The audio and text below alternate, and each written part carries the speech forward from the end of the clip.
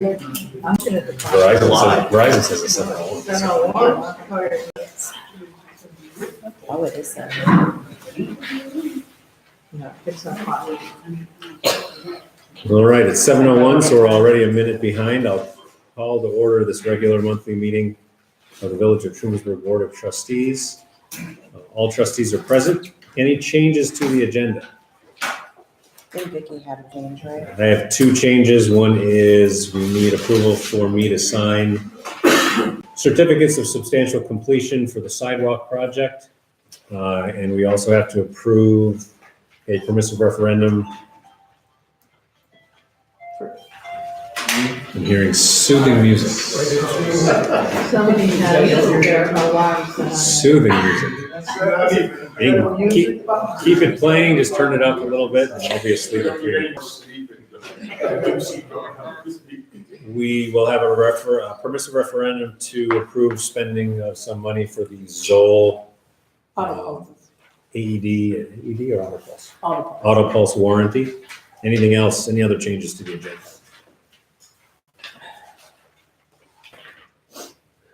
All right, hearing none. Item number 3 on the agenda is approval of our minutes from our December meeting. December 10th, 2018.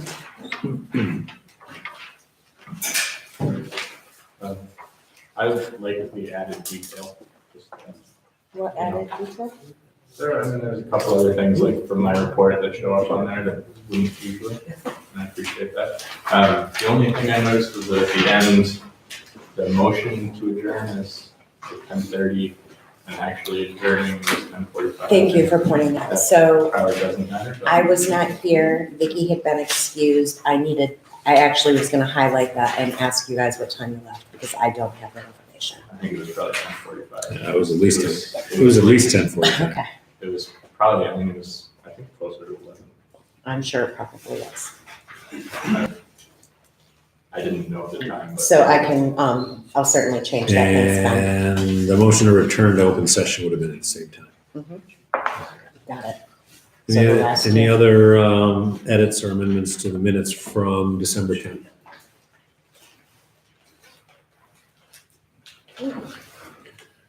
If not, I would entertain a motion to approve the minutes from December 10th, 2018. So, A motion, do we have a second?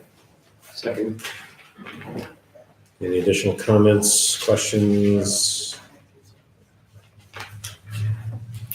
Hearing none, then all in favor of approving the meeting minutes from December 10th, 2018, please say aye. All right.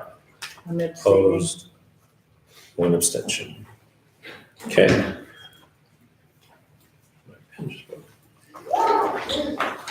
Item number 4 on the agenda is our first public comment period, privilege of the floor. We have 15 minutes and go. Anyone from the public have anything they would like to say? Yes, sir. Okay, my name is Jack Katz, I live at 13 South Street. If I could just distribute a letter to each of you and I'll read it after that, would that be okay? Sure. Okay. Okay.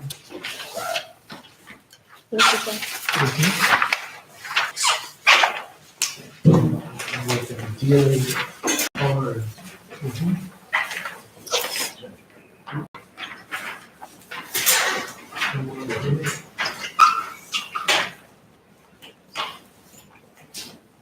Okay, this letter reads as follows.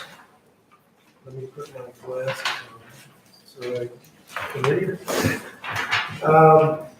Dear trustees and members of the Planning and Zoning Boards, at the last Planning Board meeting, the developers for Hamilton Square 46 South Street presented the need to seek variances for reducing the parking space requirements and the setback for front and side yards. Also, there's a possibility for a variance to change the requirements for no front yard parking if necessary.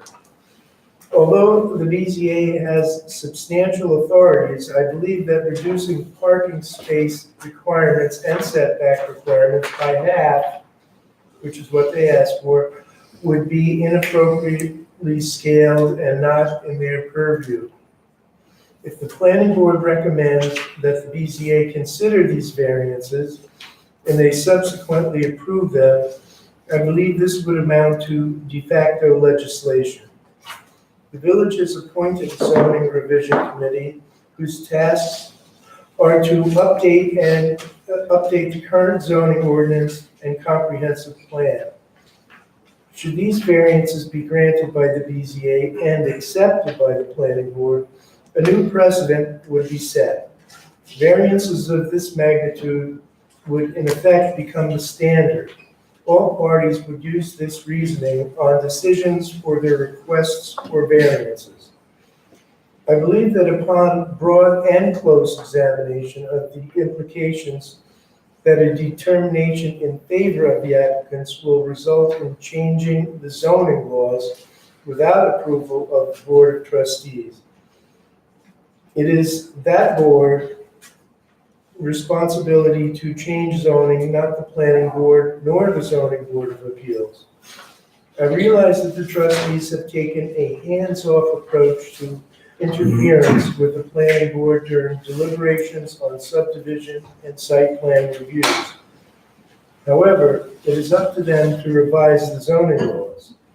Some trustees may agree with the direction these variances would allow. If they decide as a body to enact them into law, that would be one thing. It would be entirely another to let the other boards change the standards in our current zoning ordinance. Thank you. Jack.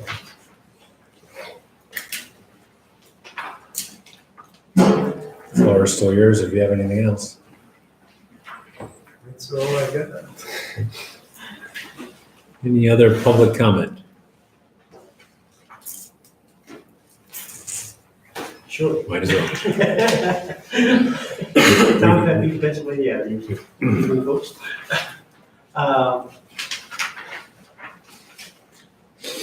I've asked, as you all know, for a number of months, as others have in the village, for some sort of definition of the process, which was discussed at a village board meeting probably a couple of months ago now, and haven't received any kind of guidance in that regard. But I have gone to a lot of planning board and village board meetings over the last couple of years. And as I think it was Franklin Roosevelt said, you can observe a lot by watching. All right, that could have been Yogi Berra, but either way, really advice. So here's what I've noticed. I don't think anybody has given an indication that they actually know what the steps in the process are willing to share them. And at the meetings I've attended, what I've noticed is that the applicant always seems to lead, the planning board meetings particularly, lead the conversation, always are dominating the conversation and kind of putting, I believe, our planning board on the defensive in that sense.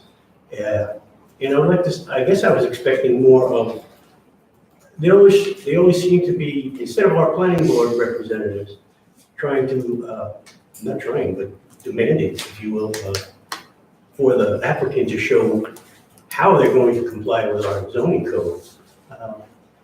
They seem to allow the applicant to say, this is how we're not going to do it, and we'd like you guys to go for the ride. Not in so many words, of course, but that's the net result, it appears to me. And I guess I'd be wondering to see what your guys' expectations are on that. I'm assuming that the planning board is required to obey the laws of the village and the state. But tell me if I'm wrong on that. That would seem crazy. I know they have some flexibility, I guess, on interpretations of things, but some seem not so much. And I think, as I said before, I think their job is to represent the people who are here now and demand from this project or any project that. I'll get some.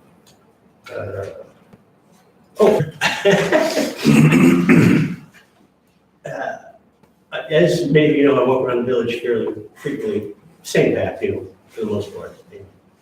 if you're listening, cardiologist, I'm gonna do better over the next few weeks.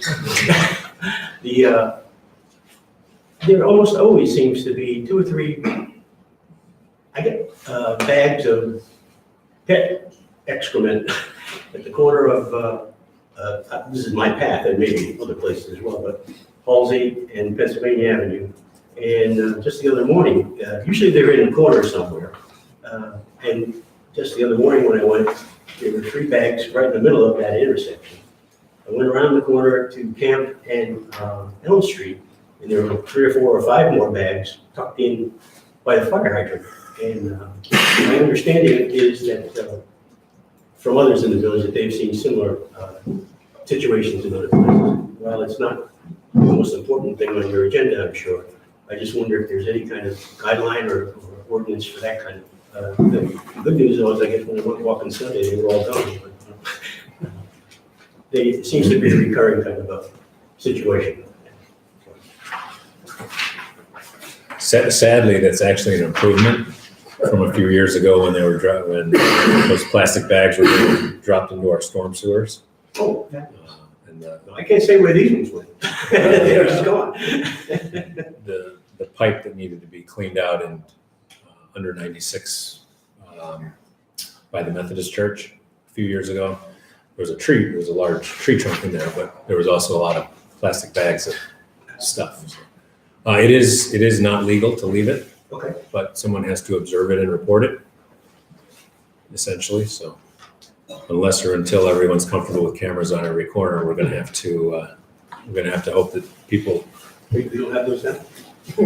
Oh, sure. Pretty sure. All right.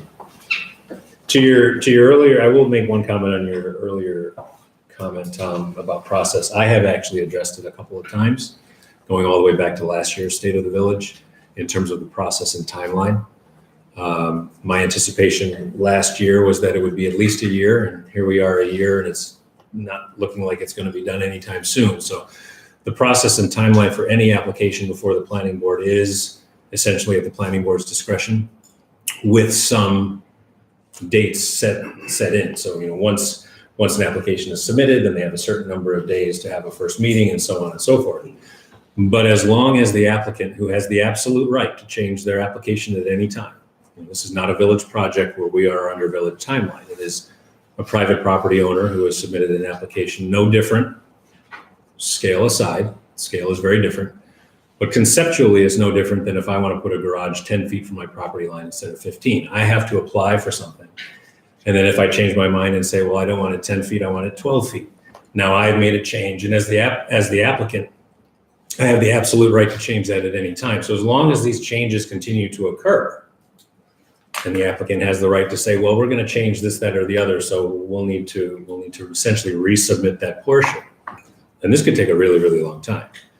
So given that, it's entirely up to the planning board how they want to adjudicate that process. This board does not have the right to tell the planning board how to adjudicate that process. They are an autonomous body as defined by state law. So if a planning board says, we are going to only talk about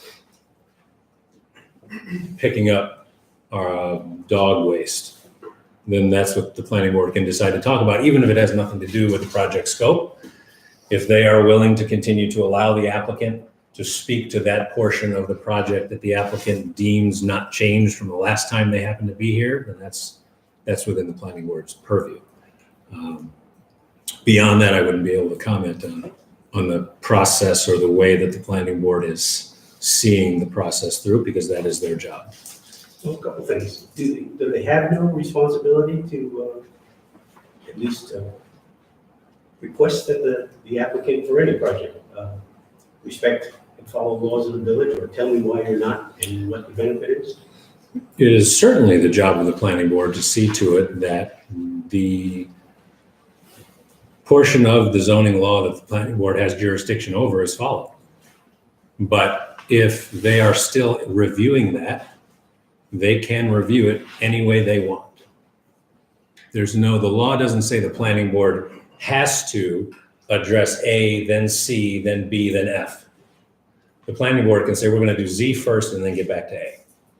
It is up to the planning board how they review the project submission that is before them. And if from one meeting to the next, if the project submission changes, then the planning board has something different to review. And that is why, if we look at examples of developments of various kinds from around New York State, some of them take years. And that different people will have different opinions about whether that's a good thing or not, that it takes that long, but it can take a very, very long time. So in essence, all I'm saying is that there was a concern, or has been a concern for some time, that this process would be given short shrift, pushed through and done very quickly. And my contention, going back a year and a half, has been that I trust this planning board to do their due diligence and take their time. And here we are, it's a year since the last time I gave that soapbox speech, and there's no real end in sight as far as I can tell. So that tells me that they are taking their time. And I think that is as important as any piece of their process, that they be deliberative about the time that they take. Yeah, just to be clear, I wasn't looking for a timeline to say by March this or Mhm. April that. I was looking to see what are the steps, in what order do they occur in? I mean, we know that, or at least I think we know.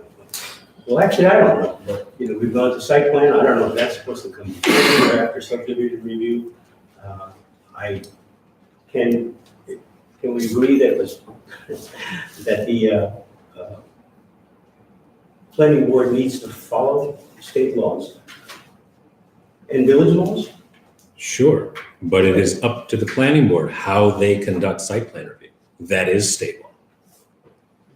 And so if we want a prescription or a set of rules that says the planning board must do this review in this particular order, you're not going to get that, because that is not what New York State says. It's the substance of some of it. I mean, is the planning board ultimately accountable to you guys? No, Are they accountable to anybody? the state of New York. And so if, as has happened in the past, with Burned Area being the most recent example, if someone feels aggrieved that the planning board did not do their job, your only appeal is to the state of New York via the courts. And this board does not have jurisdiction over the planning board. No village board has jurisdiction over any planning board anywhere in New York State. That's very clear. Don't you appoint them? We appoint them, but that's not jurisdiction. Jurisdiction is telling you what to do. Installing you in office like a justice of the Supreme Court is not jurisdiction. It's here's your job. I hope you do it well. And so we have to understand that the planning board has delegated to them authorities, some of them by the village, some of them by New York State. And there is, it's the last clause of the First Amendment. There is a process for redress of grievances if someone feels that way. And it is not through this board. It cannot be through this board. So to Jack's point in his letter, this board has not taken a hands-off approach in the sense that we have any other choice. This board has no jurisdiction over the planning board. Never has, never will, unless you amend laws via Albany. We all know how much fun it is to try to get laws passed in Albany.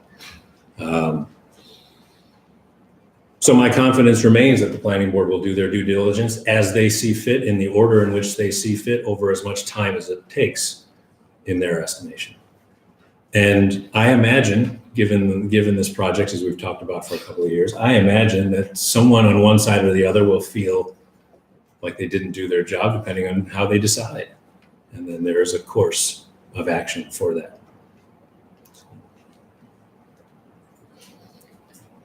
So I went a little long. So are there any other public comment? What's the into our time? Can I just Sure. have two comments? My letter addressed the Board of Trustees because I felt that that's the Board of Trustees' jurisdiction, not necessarily over the planning board or the Board of Appeals, but that their duties and obligations were to legislate. And that's basically the gist of my letter. And also, as far as closing out the sidewalk project, will there be a letter of accounting for costs and timelines and whatnot available Well, yeah, once this is part of it, the certificate is, which we'll get to in a few minutes, deals with closing out of the funding via DOT, so that after that, we can get all of our final statements. Okay. And they'll be available at the village office. Once we have them in this Yeah, meeting, yeah. I'll probably just put them No in, rush. I'll probably just put them in the meeting packet once we. Any other public comments, since I stole a few minutes there? Jerry Krause, the 108 East Seneca Road. Actually, just a kind of a question for Tom, because I haven't been to a lot of village meetings. Your question was about the process, and we've had a lot of discussion about the process. But some of us might not know exactly which one you're talking about, because there's a process for getting a building permit, and there's a process for requesting a variance. And there's a lot of that going on that's independent of large-scale projects like Hamilton Square. So I guess, which process are you referring to? Do you want clarification? Overall, that doesn't have to be this size, but this size, which has the, will have the effect of changing the nature of the. I had really not intended on speaking at all tonight. I was just going to come to listen. But Gordon and some others are aware of a complaint that I've had going on with a neighbor doing some development, if you will, on a structure close to my property line. And there is no planning board involvement in that. There's really no jurisdiction other than the zoning court, Jerry, do you have a question or comment for this board? Yeah, the question is, what is the process when it comes to these smaller scale projects? If in this case, the structure in question is pre-existing non-compliant, so they've been given a permit to begin working on it, but there's no variance that's been issued, so without knowing what their plans are, how do we know we can give them a permit to work on it? So it depends on the scale and scope of the application, at which time either the zoning officer or the code enforcement officer makes a determination autonomously as to whether or not it requires either ZBA review or planning board review. And that is essentially it, based on that officer's determination. The state of New York, although they are employees, they're not public officers like elected officials or appointed officials. The state of New York refers to zoning and code enforcement as officers. So because they're referred to as officers, then again, the redress is essentially if you feel that a zoning officer made an incorrect determination, or if a code enforcement officer made an incorrect decision, then the redress is Article 78. And for those who aren't familiar, Article 78 is a section of New York state law that says that any individual can file a petition in court to say that this body or public official's determination we disagree with. And that really is, unfortunately, that's really the only way to review that. Well, I've already gone on record in writing, and I'll go on record this evening saying I object to the issuance of a permit, because it's neither a building permit nor a demo permit. They don't have permission to demo, they don't have permission to renovate, they don't have permission to build anything.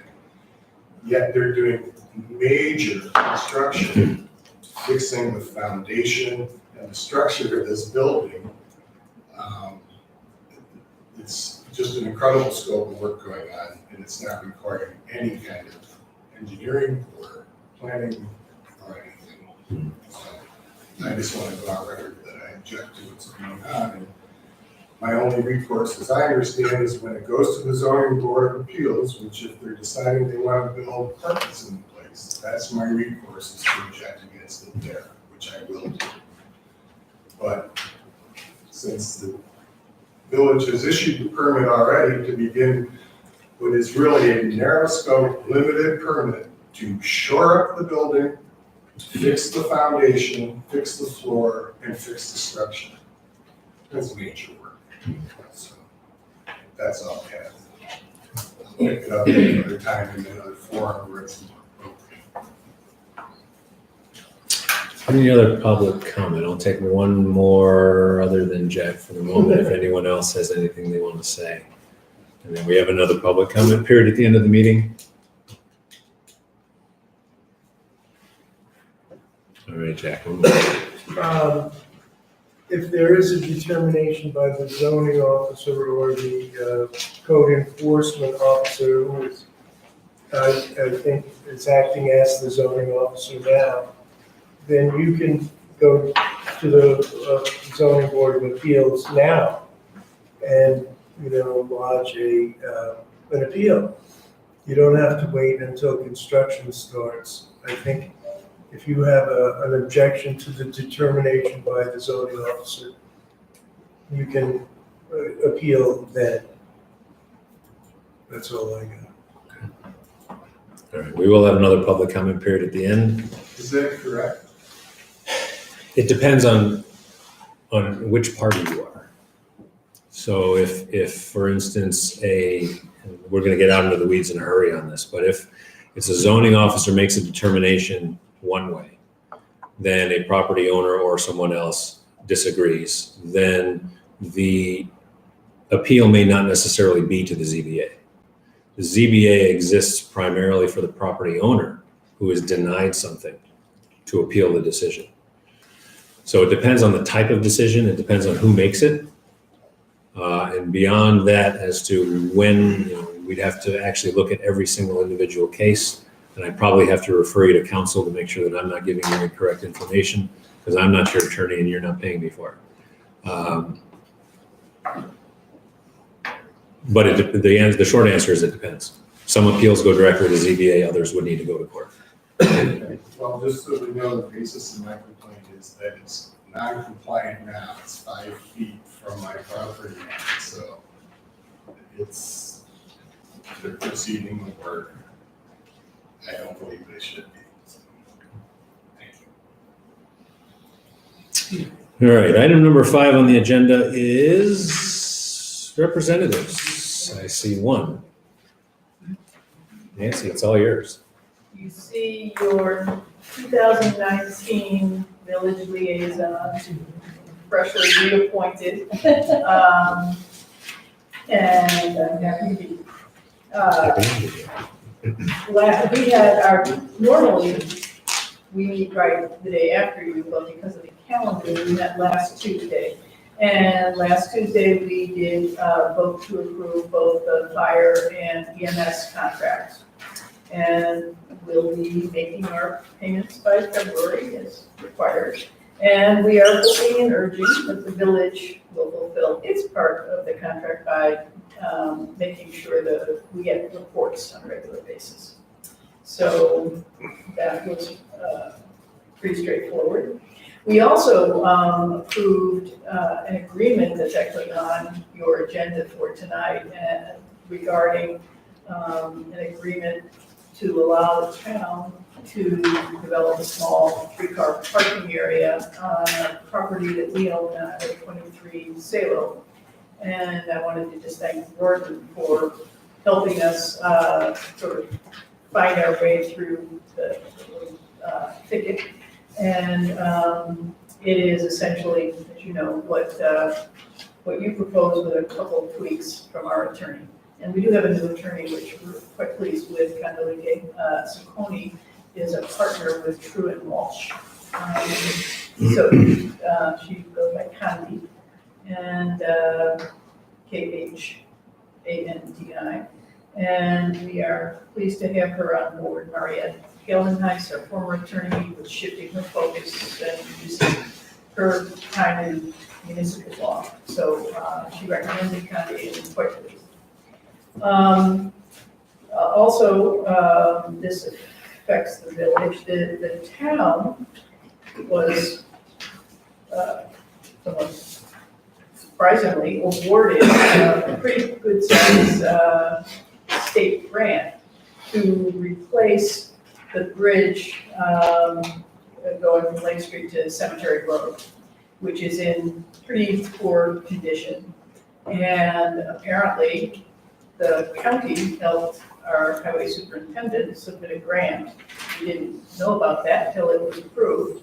And it's fairly complex to administer, but it does sound like the county highway department has a staff person who can help with some of the initial processes. And we've talked to MRB about possibly being a helper in that contract management, but we haven't made a final decision on accepting the grant, probably do that at our next meeting.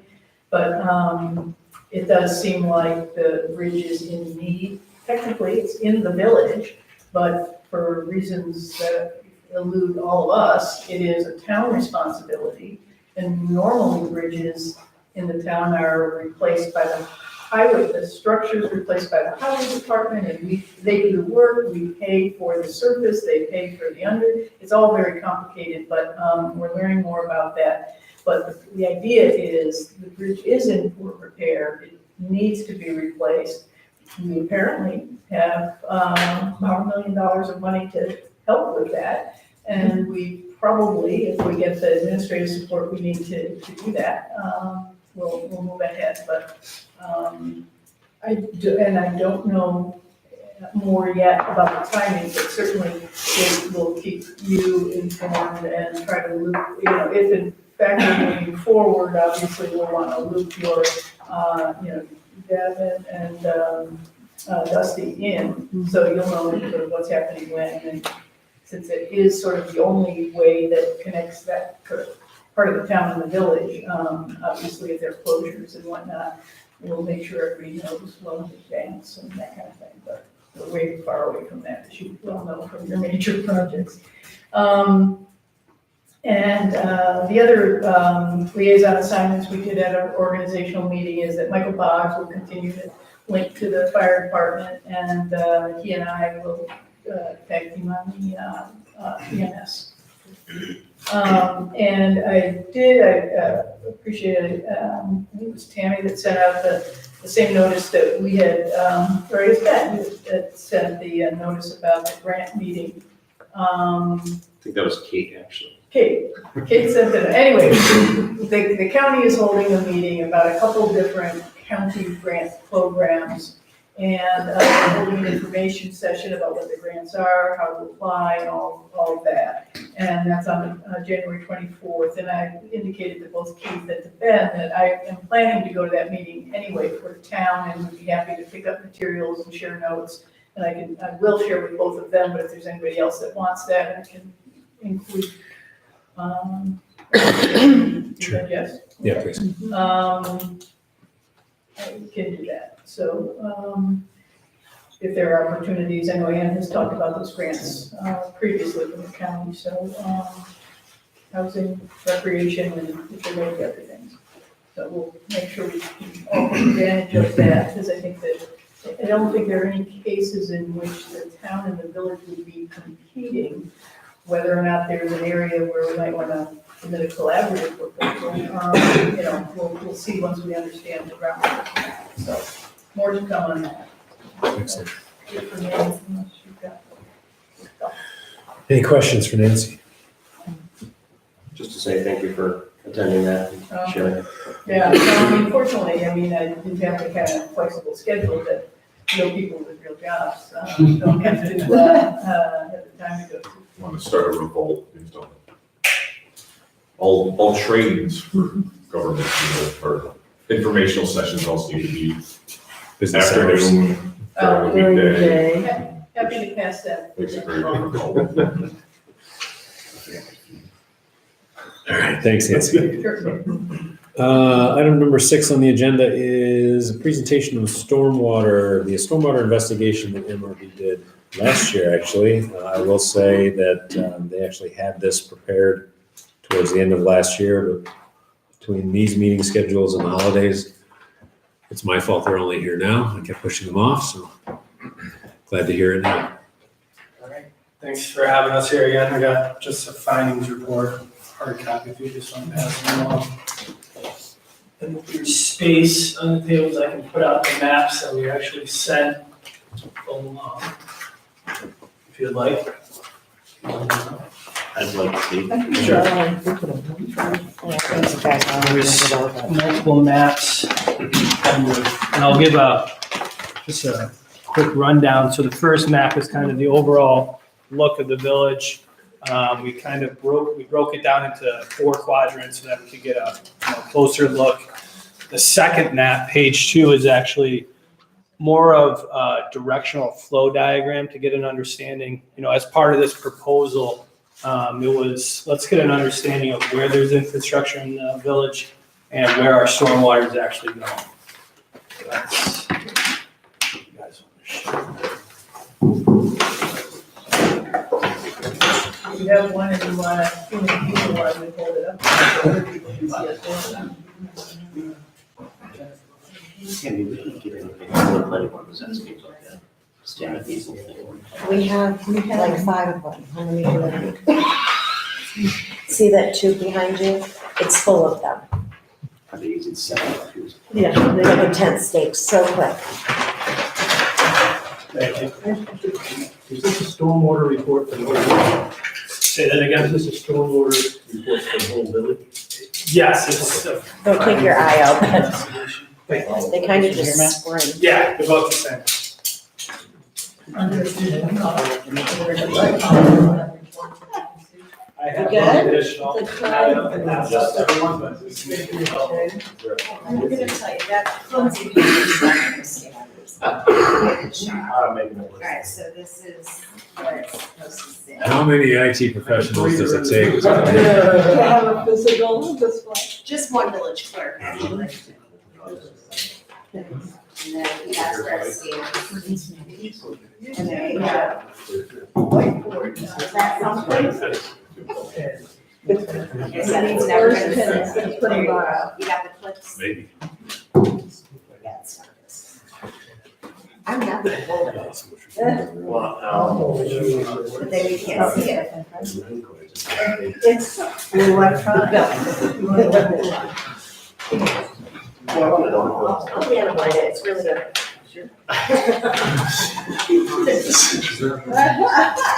Sorry. How many pieces? All right, man. Tammy's just gonna hold them in. Carry on. So just generally, I think most residents and board here are familiar with the topography of the village. Northern portion flows from the southwest corner to the northeast, or topography descends in that direction, similar to where we would say stormwater sheet flows. The southern portion is a little bit different. There's about a crest where some of the rainwater actually comes down South Street towards the southern border of the town of Ulysses.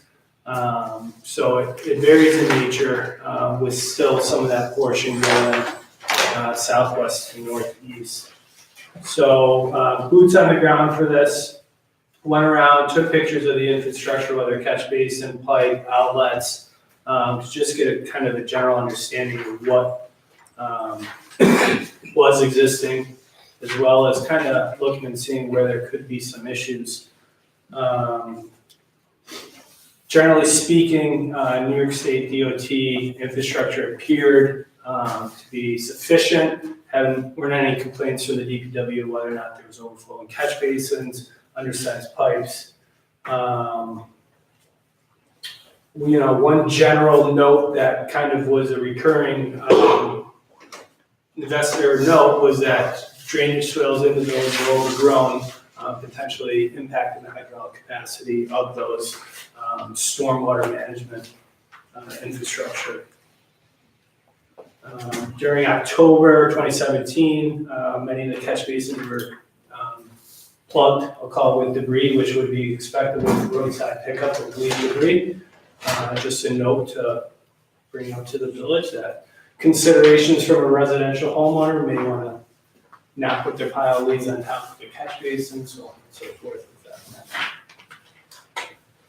So locations of potential impact are highlighted on this first sheet. It's a little bit tough to see, but I'll just go ahead and outline them to you right now.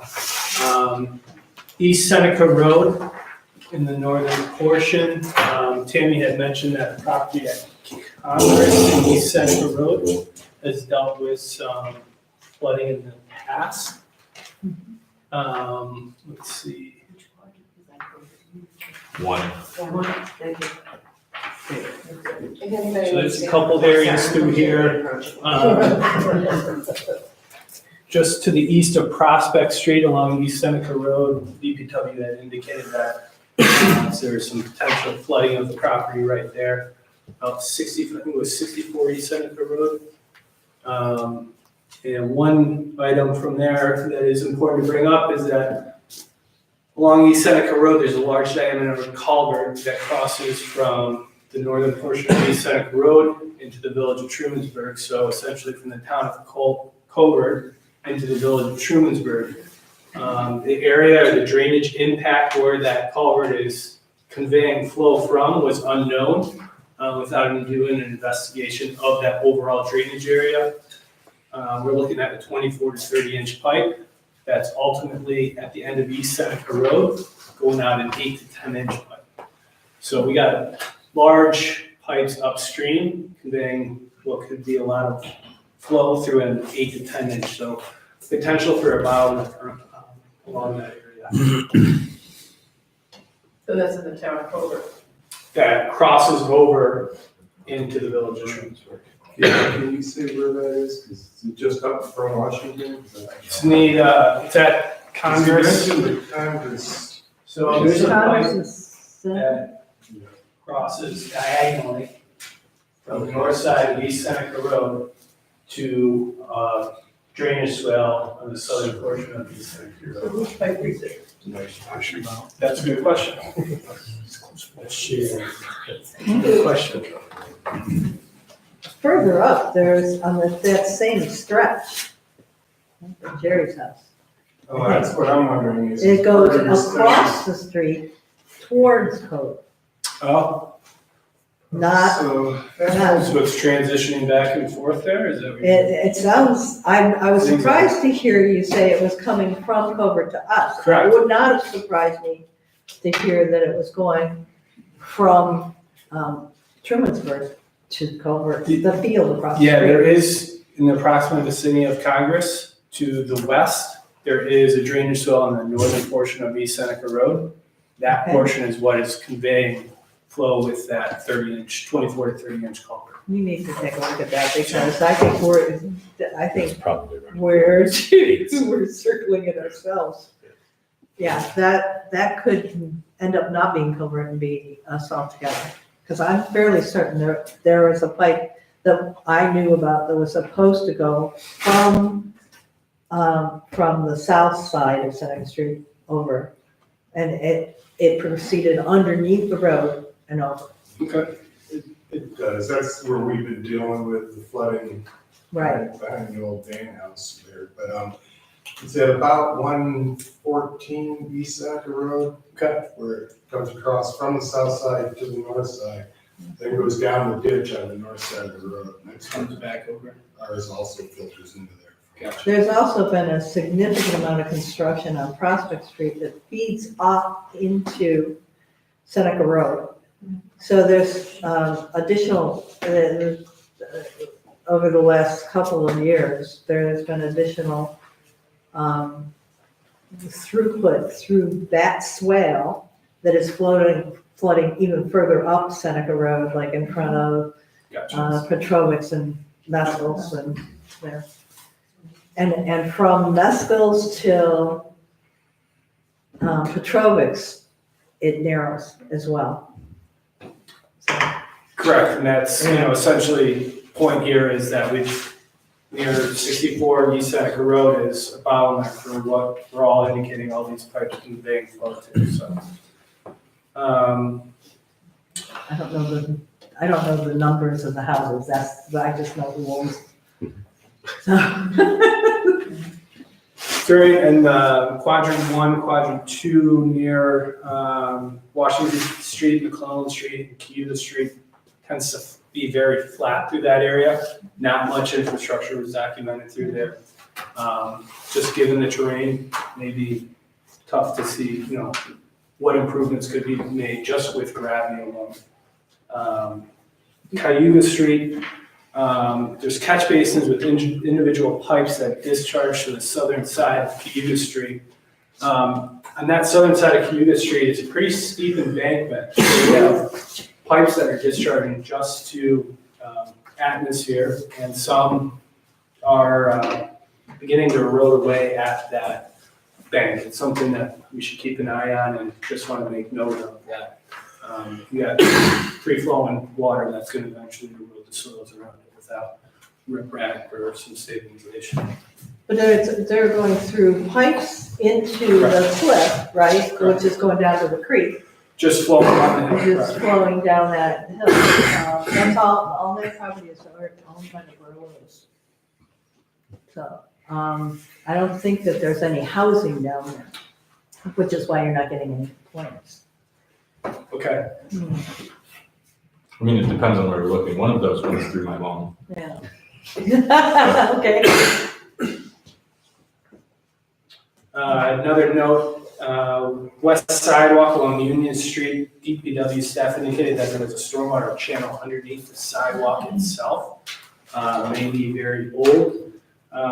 Location of this outlet channel was not identified, but it was brought to our attention. So something that we should probably likely investigate. We want to find where that conveys to. Do you know, Ben? I mean, that's your house, right?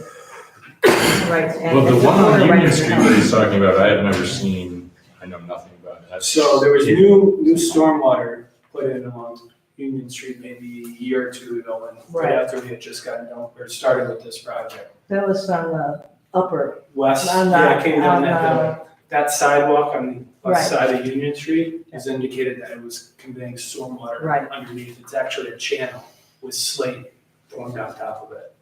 So getting an understanding of where that water is going to, and nobody could tell you that? I mean, that's recent. where the Where- pipe, the yeah. new pipes are going? Right. No, I'm talking about what was underneath the sidewalk. Okay. So, No idea. Drop a little toy boat. No, the one that comes to my house is from Cayuga Street. further down. Further down? I mean, almost to the coast. Further towards. Oh, rather, further up, yeah. Up, yeah. Yeah. all right, so southern portion of the village, Pennsylvania Ave, south of the 1,000-foot grade, line, let's see. So right about here, where the village boundary kind of jives to the northwest. That's kind of the location where everything flows south. Everything above that kind of flattens out, and majority of the flow above that point seems to appear to flow in the northern, or to the north.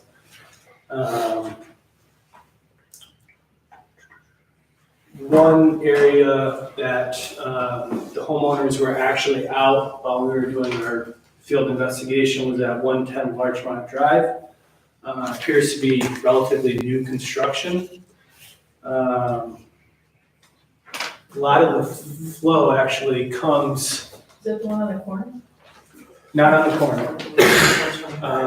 It seems like the last house that was developed, so Larchmont Drive, Tamarack Lane, It was the last build.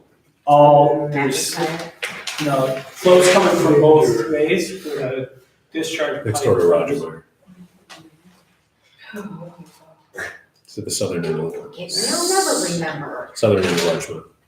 So a lot of flow is brought to this area where the pipe comes to the south and ultimately discharges to a back lot.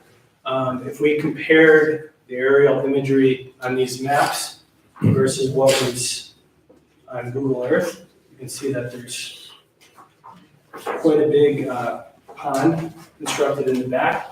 Indications from the neighbors or the residents were that cattails were beginning to expand in the backyard, flooding was coming back.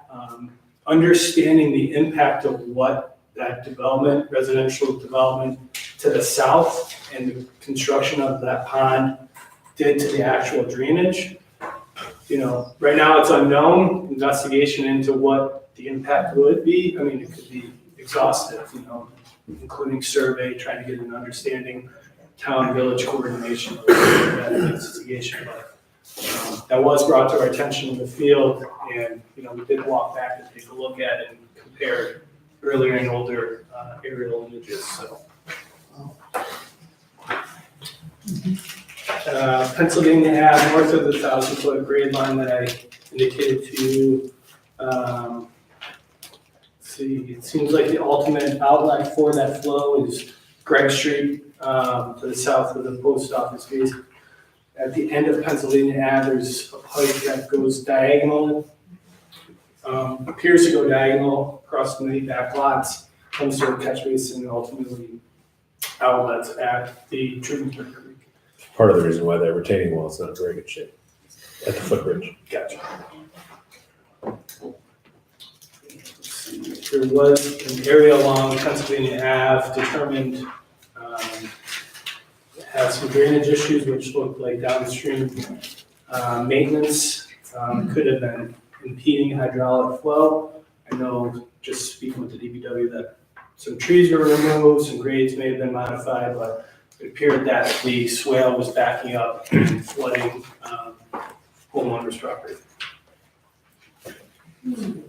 Okay, so I've made a number of notes here of DPW actions to keep the swales all clear throughout the year, but there's only so much.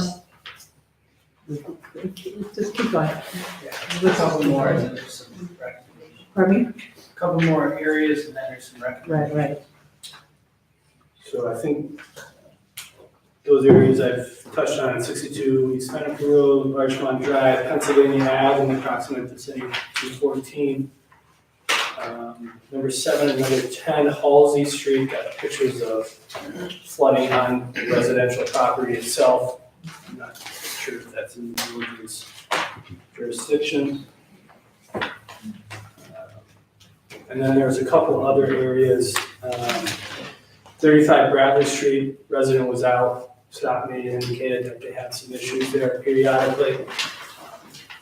As well as, I just want to identify Congress Street, Seneca Street, Washington Street. There's many backlots that come together. It appeared that the residential owners had taken on putting in their own stormwater conveyance system, which looked to be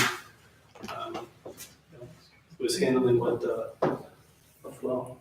And so with that, just wanted to identify those areas, and what we've done with that is recommended study areas, which we outlined as East Seneca Road, Pennsylvania Ave, and the Larchmont Drive.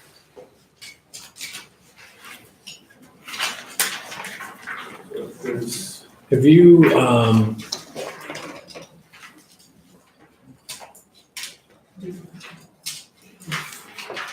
I think I mentioned this to Bill before. There's a combination of lore, legend, and science that suggests there's a fair amount of stormwater runoff that runs essentially underneath, if that's possible, and this is way outside my wheelhouse, underneath properties on Wig Street, through one in particular, through their basement, underneath the school grounds, and terminates somewhere in the creek area of the sewer plant. Yeah. So my question is, how do we find out how much of that is science and how much of it is legend? And if so, if it's real, is there any way that we can know how that's impacting our I&I situation at the sewer plant? I think we have talked about that. If someone had mentioned it to you that they thought there was some subgrade movement of water. To get an understanding of what that really is, I would start with USGS to see if they've ever done any studies of the village. I don't know if you guys are aware of any. Sometimes they will study aquifers and different. So the USGS hydrologist who mapped this area himself lives on South Street. Yeah, And he's part of the science. The rest of it is lore and legend. Yeah. He's the science. yeah. But I don't know what to do with that in terms of our I&I situation. Did you done any borings or any studies that you know? That I don't know. Okay. So to determine whether it's I&I though, I would start with, we're gonna touch on that a little bit later, but I mean, look at iodine inflow and infiltration, which is groundwater and stormwater that gets into your sewer system, and that's not good. Which we have that problem in the village of Trumansburg, and we have it almost with every community that we represent at this point in time. So sewers are getting old and aging, and so, but I would look, televising the sewers and looking, directly at the sewers and smoke testing, televising some of the things that we've already started doing, continuing to do that to see and tighten up the sewer system would be the easiest way to address that. Certainly you can't stop the water flow, underground, so we just. No, I just didn't know if there was a way to shortcut TV cameras and smoking everyone out of their house. So- But, to find point of entry if there's the possibility that that's the issue. Yeah, that would be the easier way, would be to start from inside the pipe and see what's coming in, rather than, I don't know another way, to be honest with you. Just to conclude on this though, I just wanted to kind of give you a conclusion wrap up. I mean, we got, our intent was to do a boots on the ground, just general survey. We didn't have a chance to go through the maps in detail, but one of the biggest things that we accomplished with this is getting some mapping pulled together. We started with no mapping. We got the DOT mapping in there. We've got some of the village infrastructure in there from some of the mapping we got, and just map, running the roads and seeing what pipes go where and that sort of thing. So that's not by any means 100% accurate. If we were to take any of the stormwater investigation or evaluations further, I'd say you'd want to start with developing a decent map. Because when we need to start looking at hydraulics and determine whether pipe sizes are correct or swale sizes are correct, can't really do much unless we know the infrastructure that's there to start with. So, but I think there's definitely some areas pointed out in there. We've talked a lot through the whole process. There's definitely some areas that could use some improvement. And obviously, maintenance is always an issue. It's always a struggle for the DPW to stay up. And you never know when a storm's coming, and then all of a sudden, you gotta clean all these swales before we get a rain. That's always a challenge, so some of that's, but I think if you guys go through the report and go through the maps and then let us know if you have any questions, we can certainly come back and sit down with maybe a more technical group if you want to, talk about what are the real actions that we've got to take on at this point in time.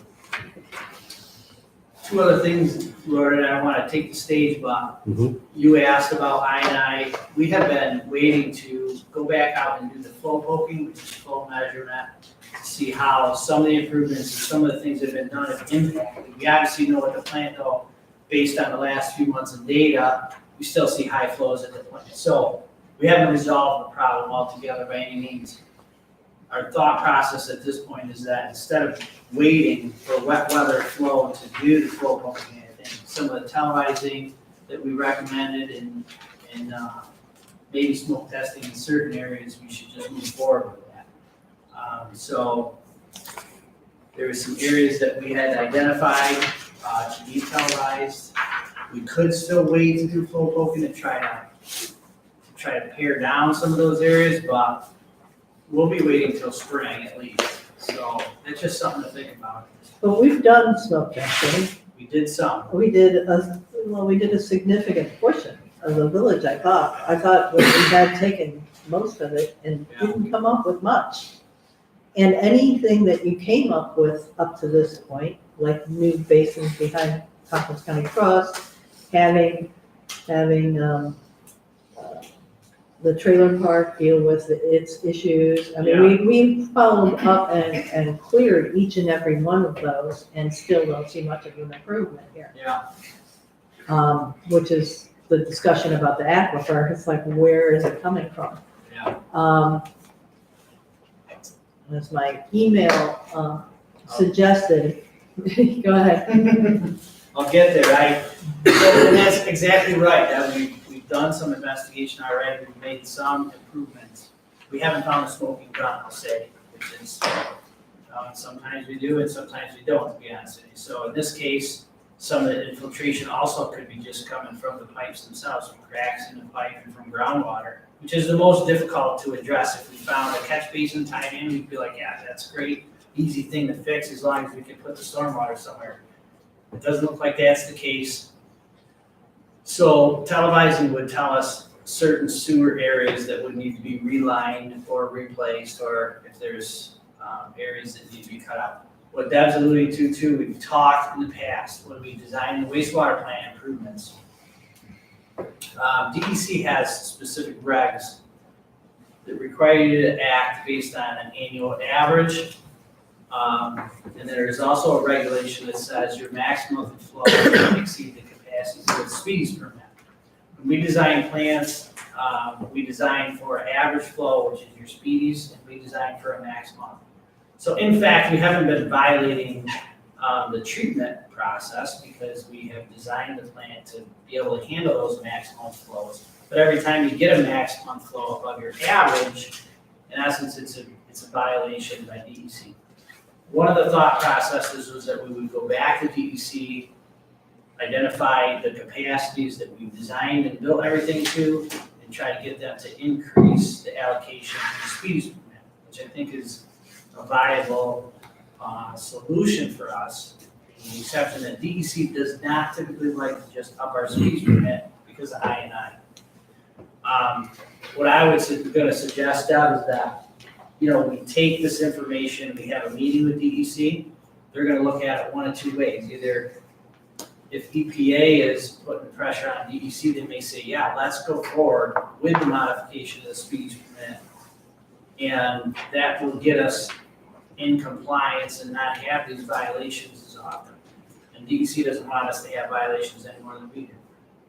They may also, the alternative is they'll look at it and say, no, we don't want to increase your speedies permit just because you have I&I problems. We want you to address the I&I problems.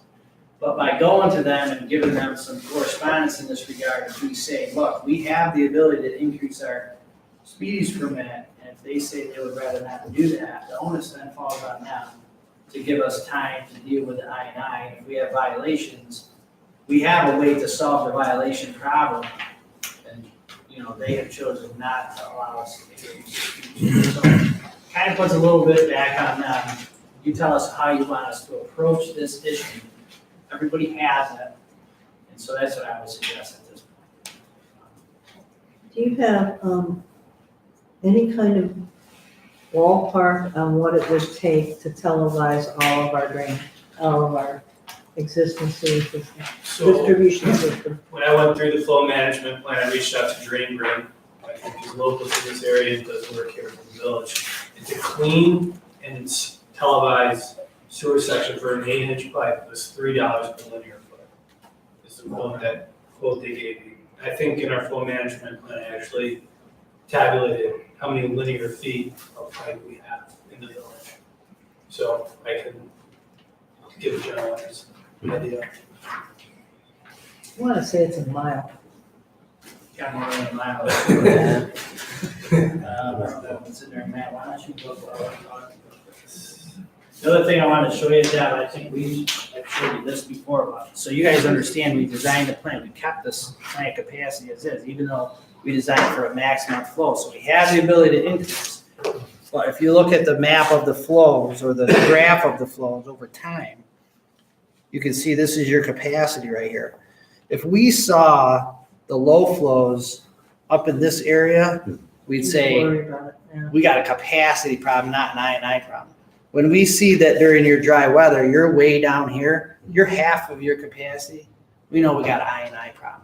So I know, you know, we have a concern about I&I, we keep exceeding this from time to time during some wet weather events, but I don't feel uncomfortable that, you know, we made a bad decision keeping the plant at its capacity. To increase its capacity would cost us even more for that project to do that. So I think we just need to focus on I&I. But as a side note, I think, Deb, you're right. I think it's time to reach out to DEC and say, look, we've had a couple monthly violations during wet weather. How do you want to handle this? Here's a couple things we could do. One of the things that I would say is we have, I'm fairly certain that we have a reserve line in the sewer for distribution. that we were putting some money away simply because we knew that the distribution side of this was gonna be in addition to the maintenance. Yeah, I don't We did. know how much money is there, but I'm pretty sure that there was maybe $140,000, something. it's quite a bit when we talked and when you had allocated money for relining of sewers and stuff like that. Because So I didn't know. we're not at a point where we can say, hey, this section of sewer is bad, let's reline it, or this manhole's bad, let's rehab it. Right, From the flow management plans, that was some of our recommendations, was to start a manhole inspection program where your DPW guys or anybody can go out there and look at the manholes, see which ones are in the worst shape, and pick 10 manholes a year to do some rehab. And we can help them with specifying what is the rehab that you should, undertake depending on the circumstances. Same thing goes with the relining. We have money allocated for this year for those improvements. We really need to televise to understand where is it we should invest our money and whether we even can. Because in some well, I'm cases- thinking that the televising is coming out of the distribution Yeah, account, so we'll So there's, from the flow management fund, there's approximately 53,000 linear feet of pipe and 215 sanitary manholes.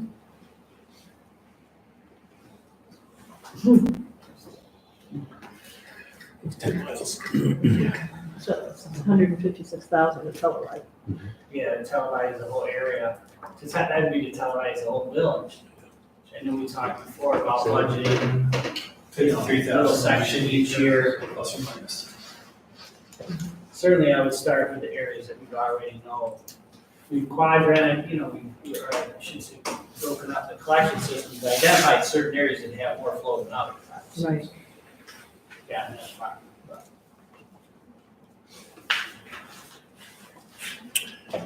Any other questions for Bill or Matt? Digital copy of the. No, but I'll scan it in and Yeah, send we it. do. Oh, we do? From a few months ago. Maybe I. Oh. send it to them. I just did it this evening. I can put it in Dropbox. So there you go. So if there's no questions for Bill or Matt, then I would suggest that we go both routes. We have them have you guys prioritize a section to start camera testing on. Okay. Not interested in camera testing the whole village. But wherever you think our best bet is of finding the smoking gun, because I'm all about figuring this out that way rather than realizing we have to replace 53,000 feet of sewer line. And start with DEC. Yeah. Start that conversation, let them know we're doing what we can. And we have capacity, so do they want to let us, do they want to work with us or not? See what they say, does that sound, I think they need to open first, don't they? New York State's open. Oh, it's New York. Yeah. I'll read it moments of where. Oh, I know. Debbie, there's $195,698 in that account. I'm so sorry. I didn't mean it. They- So they- relining pipe, do you have an idea what that costs? Just, ballpark. A lot. I'm just trying to get an idea. Our budget season's coming up, so in the event that we have to be prepared for worst case, I'm just sort of curious about what that. I want to guess right now, for 8 inch, it's got to be running about 20, 30 bucks a foot. Yeah, I think I had $40 to $60 per linear foot, like the conservative side there, but we can certainly get you numbers from. I mean, I'm really ballpark. I mean, Yeah. we have no idea what it. At would one be point I like. knew what it was. I would At one use point that. I knew what it was, and I figured out that if we replaced everything within the next 30 years, and I had to be 30 years, we needed at least $60,000 a year, which is why there's $195,000 in there now. So I knew I assumed it was gonna happen a couple of years ago when we were talking about the sewer. So we've been putting money away for it, and that's why there's money in that account. That's like $34 a linear foot based on those numbers. Yeah, that'd be about right, and I can get you some better numbers, just, we've been bidding, I mean, it's- relining. Right, it's not useful to have better numbers until we know how much we are replacing. I'm just sort of curious how many zeros to attach to this. Is that right?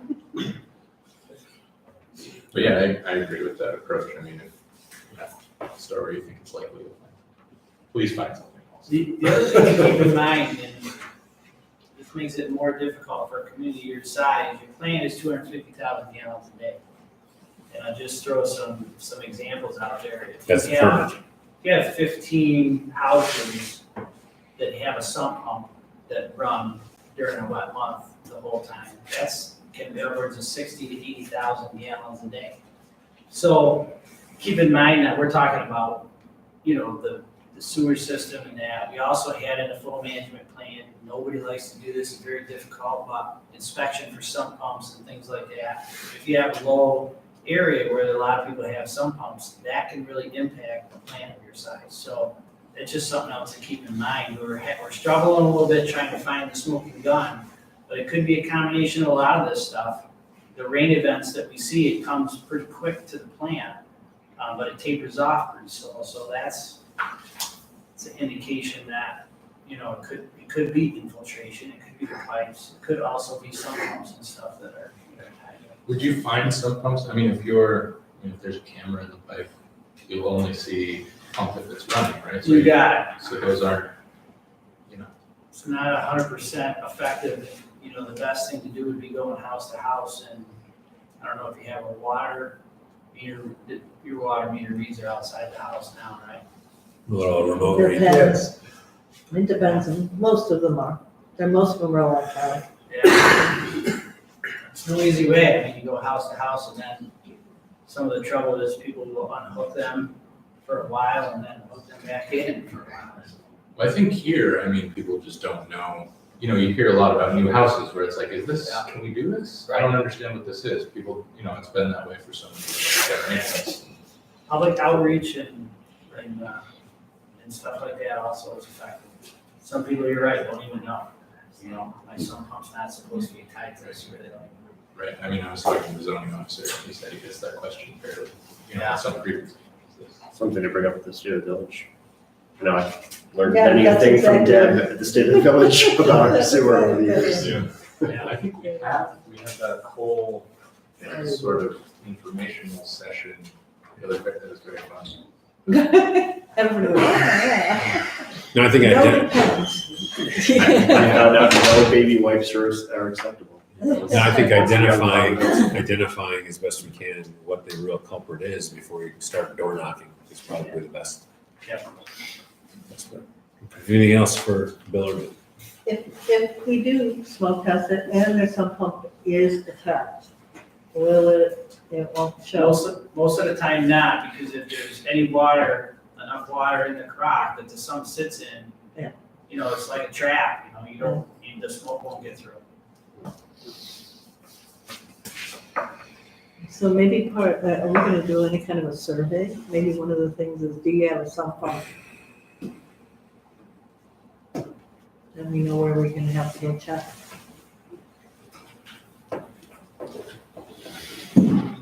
We put it on water. Read those notes. Um, I think we have options once it comes time to start reaching out. But we need to know what direction to go in first. Most communities will look, exhaust all of our efforts as far as we can, look into sewer mains themselves, and then go to the sump pumps and things like that. All right, Sorry. thanks, guys. Off schedule a little bit. No, not at all. um, All right. Nancy, take really good notes. Take really good notes. We're only 20 minutes behind. Oh, right. Item number 7 is board member reports, starting with fire and comp plan zoning revision committee. Sure, so on the fire front this month, pretty easy, not much going on right there. The report for the CPZR, we had our January meeting last week. We intended to have a presentation from one of the consultants that we're looking at for partnering with, but unfortunately, we're not able to make it. Did they get back to you at all about what happened there? Yeah, she just simply forgot. Excellent. That isn't great.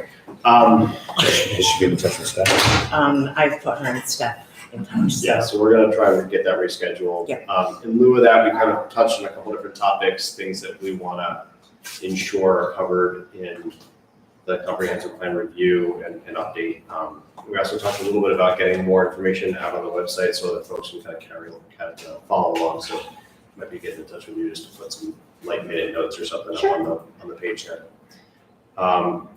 That's pretty much all there. I will say there's one other piece I wanted to touch on, the community energy, I'm not remembering the acronym, the kind of effort we've been going on through Rachel and Ben prior to me, and kind of trying to move forward to get a grant for some of our energy efficiency work. With the new heat pumps that have been installed, we might have checked the fourth box. So Terry is working with Snug Planet to see, and he's going to get back to us hopefully by the next couple of weeks here once Snug can get all the information. So we'll see if there's some money there.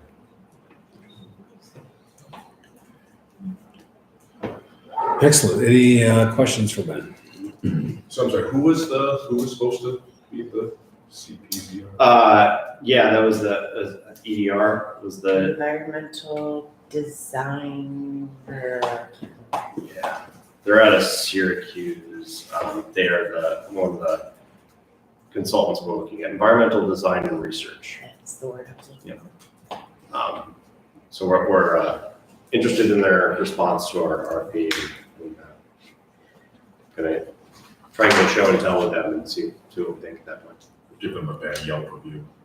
And show it up. All right. EMS and youth. I don't actually have a huge amount to report either. We did have our first meeting with the new youth commissioner. Went smoothly. It wasn't terribly eventful. What was their name? Sharon Belota. Bellotta. Thank you. Belota would be a terrible. I'm sorry, Sharon. Yeah, Duran stepped down. Oh, you weren't here last time. So Duran stepped down after I think 16 or 17 years. So it was kind of sad, but such as life. I think after that many years, you kind of get to. He's earned it. Yeah. Yeah. Commissioner's belt. Yes, we did have a ceremony and it's all. It's very exciting. The EMS Management Committee are in a meeting a while back. We have another one tomorrow. And that seems to be promising. Moving along. The street tree committee, and actually, Tam, could you put the tree thing on? Yeah, that's my, I missed Thing forward. We'll be meeting fairly soon. My hope is that we can have a draft tree ordinance.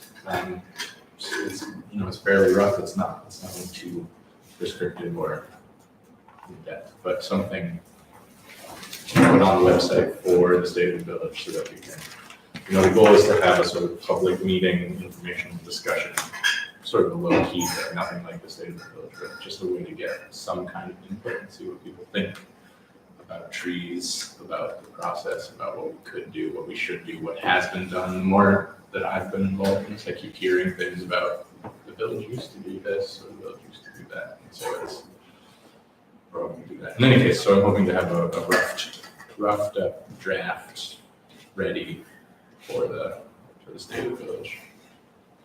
With that, does it address how you're supposed to deal with trees that are encroaching on your property that may damage your property if they're not taken care of? Does it mention stuff like that? Because I know that, especially on Kega Street with 90-year-old trees, everybody's got some kind of concern with the neighbor's tree, not necessarily their own. Right, so the balance for tree ordinances is a mess. I mean, there are places, it's the same as zoning or any other kind of regulation of private property. You run into towns, villages, cities that have regulated all trees in the entire, the bounds of their jurisdiction, and it's extraordinarily prescriptive, as far as permits and licensing, people that can work on the trees and all of that. And then on the other side, there are ordinances that are there's lack of an ordinance like we have that's sort of flying by the seat of your pants, sort of case by case basis. And then the approach that we've taken is just basically one step to the left of that, which is allowing this board to essentially remove or cause to be removed trees that are in the right of way that represent a fairly imminent danger to, the public good. Health and safety, basically broadly defined. So it's nothing to do with how you would prune your own trees or how you would remove them or anything like that. We've definitely shied away from, anything that's regulating private property. I mean, the starting place of this whole ordinance is to allow us to qualify as a tree city so that we can apply for grant. So the ordinance is meant, to provide basically a starting point for discussion about, is this an issue that the community feels like we should tackle in a more substantive and also costly way. The one thing that I did want to bring up quickly is that one of the bold programs that has been talked about that I find kind of intriguing is the village used to underwrite half of the cost of replacing a tree that had to come down that was in the right of way. So all of those old sugar maples in Kiwa Street, for instance, and actually on that whole side of the village are. Maybe the four in front of my house. Right, exactly. Those aren't by any means the worst, but they're somewhat dangerous. So at some point, a large amount of them will have to come down. Hopefully not at one time, but the question is, does the village want to replace those and maintain a healthy tree canopy over our roads that sort of maintains the aesthetic that I love, at least. So I hope so. But I just wanted to throw that out there. So that's maybe something to review at budget time. Do we want to create an account that can help underwrite that? I think we're in the couple $1,000 range. It's not a big ticket. We're talking about. But anyway, that's all. I don't know if you were here for that one, Deb. One of the things we wanted to stay far away from was inventorying trees on private property. And then having the village miss one that was unhealthy, that did come through somebody's living room. And now the village is liable because we didn't say you should take it. Actually, one thing to note though, so there is that issue where we don't want to assume liability. We also, just basically don't want to pay private property. Maybe that's just me. I assume that's pretty much everyone. But I am increasingly aware of the Emerald Ash Borer coming to, our little town. It's in Ithaca. So there is a piece of the ordinance that addresses that'll essentially gives, I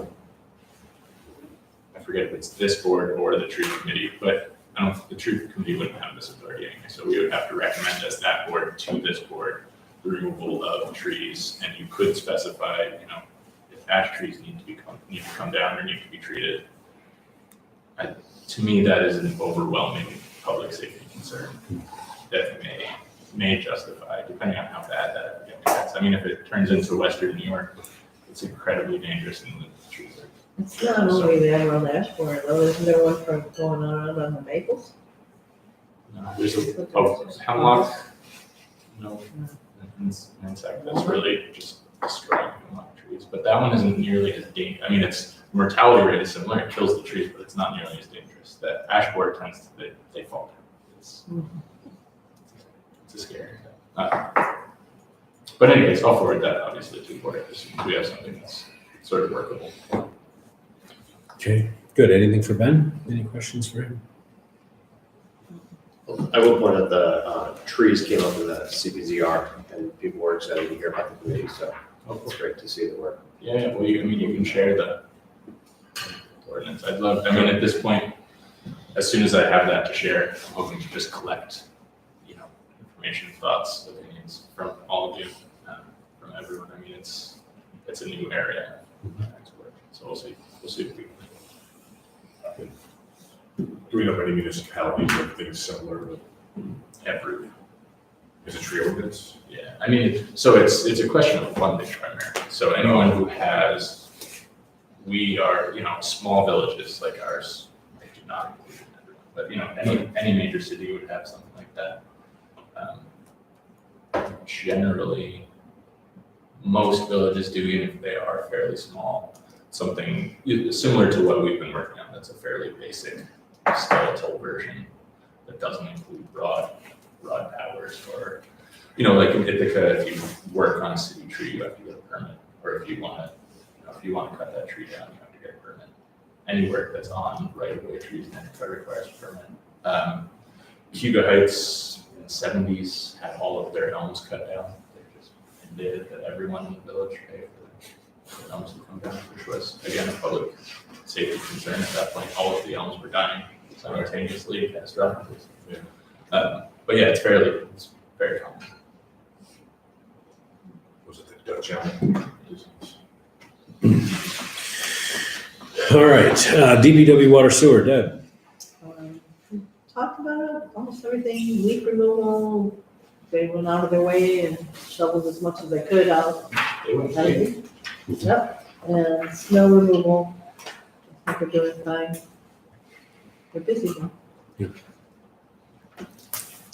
I'm done. Okay. We already did the stormwater. Police TACCT code.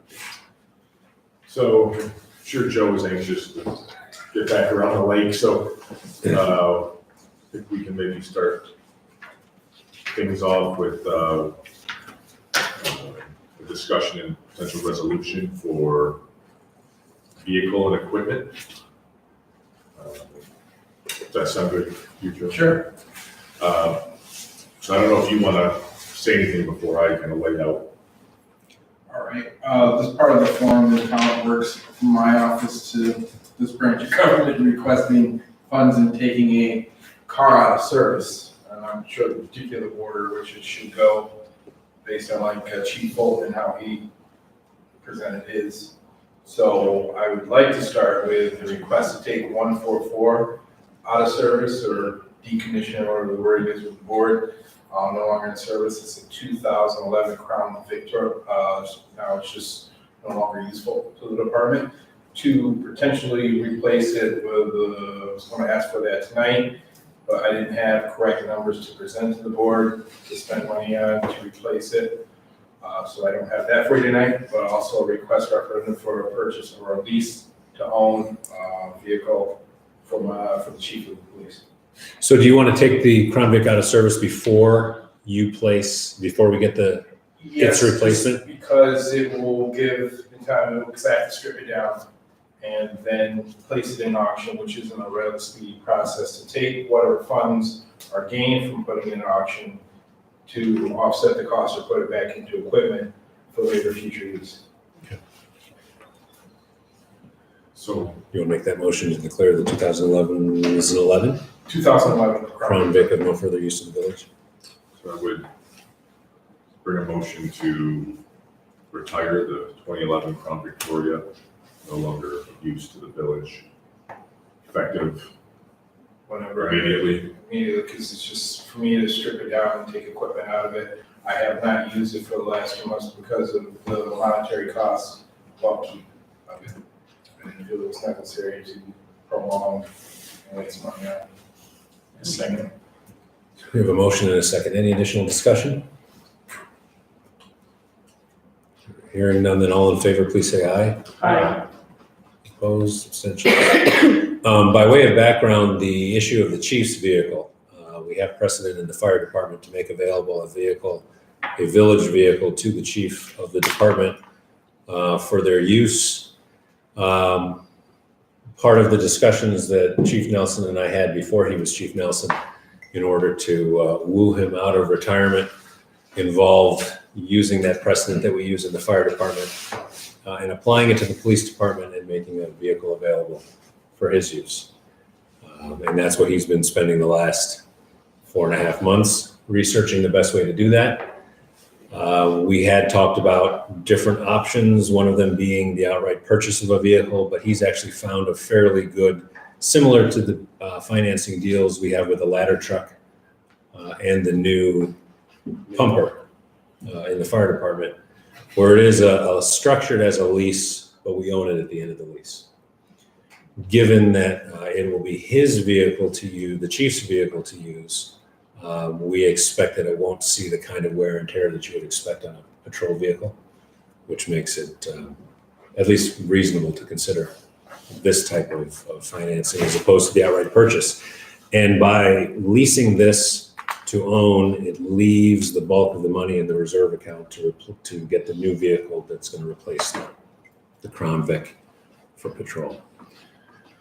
So you have a final number on the, Well, for the initial till we get into the next budget season, I would referendum of 3,000 to take initial purchase of that vehicle, and another 3,000 on a minimum outfit of equipment, be it lights and radio. so We need a resolution for the vehicle and the equipment. we're taking the money out of the reserve to pay for the rest of this budget year's monthly payments. And then when we get to budget time, we'll add a line in the police budget for the monthly amount and then leave the reserve alone. I thought it was 2,500 you were gonna do for the vehicle. Yeah, I can change The this. resolution in here says 2,500. Does it Right, say but he 25? said, yes, but you said 3, but we can change it. No, because my calculations were at 26 and change for the time being, because instead of 3 months calculations, it's 4 months calculations. It would be, okay, Do up to 3. okay, that's fine.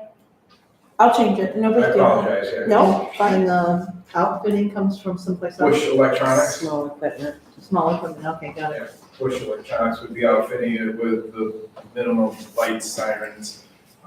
Brief story, responding to assist one of my members in my personal vehicle and trying to respond emergency mode. And it didn't work. I got there safely, but it would be more effective if I had. Lights make a difference. Yeah. For some of us. Well, I always have lights. so we got 2 resolutions that we need to move. So, first resolution, I move to pay $3,000, Up to. up to $3,000 out of Police vehicle. police vehicle reserve for the purchase of the chief's vehicle. Subject to permissive referendum. We have a motion. Second. And a second. Any discussion? Hearing none, then all in favor, please say aye. Aye. Opposed, abstentions.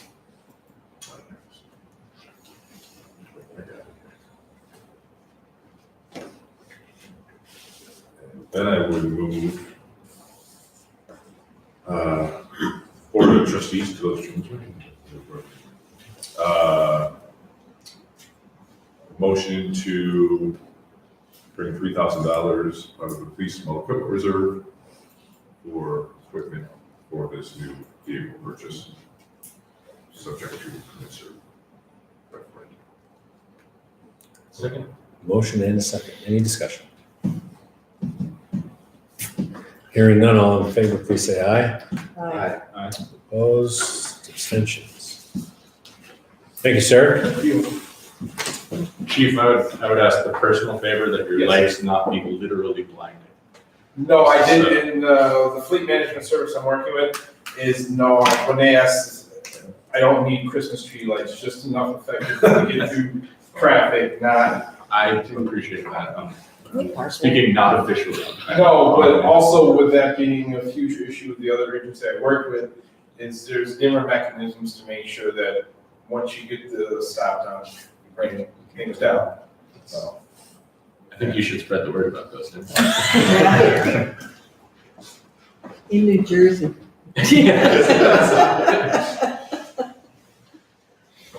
All right. Moving on, finishing up with police, December, we have 224 calls for service. And regarding that topic, we've talked about stats in the past and presenting stats via website, so there is a, pass these around you all, this is, there's extras you can put over the table. One potential version of how to report our monthly police report. One of the things we talked about was we want to report stats, but we want to stay fairly top level. That's been both a request from the board and some of the feedback we've received from the public as well. So this is just an example of November's. I have some other ideas. We want to break this down quarterly or focus on anything that we see as a trend. But this is a very high level view of looking at criminal investigations versus non-criminal investigations, the type of various reports, and then a small calls per month, look at calls per month over the course of the year. There's some holes in the reporting, but I didn't get to look at every single month yet, so I just kind of spaced them out to offer a little bit of a look. If anybody wants to provide feedback on this now or later. We talked about, Ben and I talked about, and we would probably bring potentially EMS into this as well as perhaps a first responders overall kind of dashboard that could live on the website somewhere. Now, Chief and I have talked about a new police website where this part can certainly live, and we can put it on the village board or village website as well. But Great.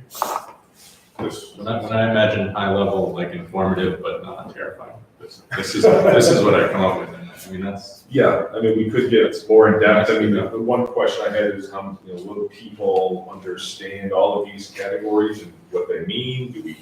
Does everyone want to? I just, some people might Want to know what it wonder, was? yeah, I mean, like, what kind of parking problem or complaint, or how suspicious was the incident?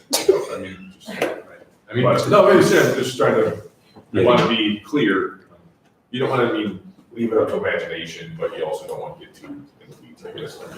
Anybody has any feedback on that? Keith, if I may interject, like on those suspicious incidents, or how the call is classified coming in.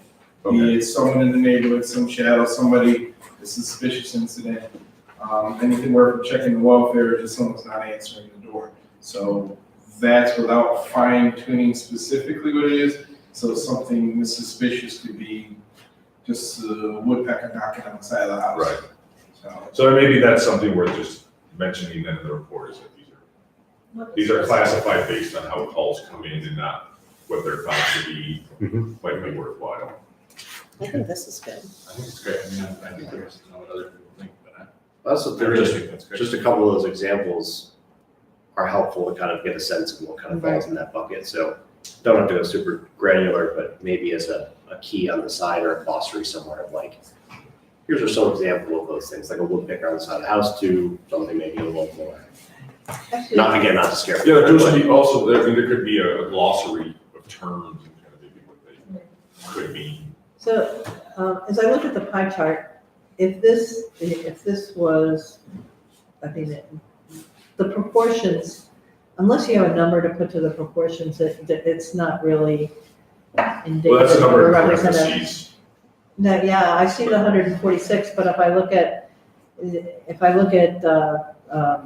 welfare check, is that 10 of the 146 or is that? Sure. And that's sort of the only. Yeah, we can certainly put numbers on each piece of the pie. And That's that- actually really helpful for me because I'm legally colorblind, so none of those colors mean a whole lot. Right, and I actually am having a hard, I'm not colorblind, I'm having a hard time matching them up. Yeah, To the slice. Well, that explains why you have two blues that are so close together. that's Oh, yeah, right. there's 4 blues. One of them's You pretty. know how many times my wife doesn't let me out of the house or but no, it's not gonna work. This makes things so understood. I think it's better. I think it's great, Can though. be from, that's where it's There's from. nothing bad. Yeah. Prisoners, yeah. Without giving you the specific report, it's just. It's not like running an escort service. So I want to stay employed. They're so cute. Being, I said it first, okay? Concepts. It's all very subjective. I was thinking welfare. I thought I did, and apparently I was right. I did too, right, so that's why I think it'd be useful. Right. No, I literally, I don't even do it, I'm not even doing it. That's like, Yes, so this comes up. You can't just call for placements. That's why we help. But it is funny. You might be able to put it in the village. All right, we're going to, Sorry, didn't mean to derail you, but, we're gonna find our way back out of the weeds. yeah, I will add numbers to that, to each piece of the pie, but beyond that, and maybe Great. some other breakdowns. That's good. And if we want to copy this with other services, Yeah, I'm trying to get kind of end of year numbers from Jason, he's still looking for that stuff for 2022. and chief, if you hate me for doing this, you can just. No, I mean, it just, where we're coming from is more detailed information in the numbers, what would explain Okay. what an escort is a title sub drop-down box to our Spillman entries to what they responded to. And it's still interpretation by the patrol of how he's classifying it. Because harassment is classified initially unless they change it as they get the complaint. Harassment is phone call, someone calling someone names to actually someone's getting arrested for physically touching somebody or threatening somebody or. Accosting someone in the parking lot, right? Okay, well then maybe then you and I could go through these, maybe just like, we can write. Yeah, without looking to the Spillman entries and giving the information, providing information, not even on the webpage of what crimes and what's taking place. For example, the monthly I gave you, earlier in the last month, resident was arrested for criminal possession of cocaine. And without just a rough drug reference and giving a lot of detail of what's in that report, it's just a drug arrest. And see, a drug arrest is unlawful possession of marijuana to cocaine or whatever it may be. So there's specifics that are missing that, public may want to know, may not want to know. So that's why it was general. I kind of like this high level, I think it's kind of threading the needle with what we were talking about. I think it would just be helpful to know in that bucket, it could be something from this to that. And then people can kind of, understand a little bit more what they're looking at without getting too fine-grained about it. So that's what I'm saying, it's general, but yeah, I'm not bothered by it at all, I appreciate it, that's helpful all the way around. Yeah. Also, we want to commend you for trying to make this more accessible.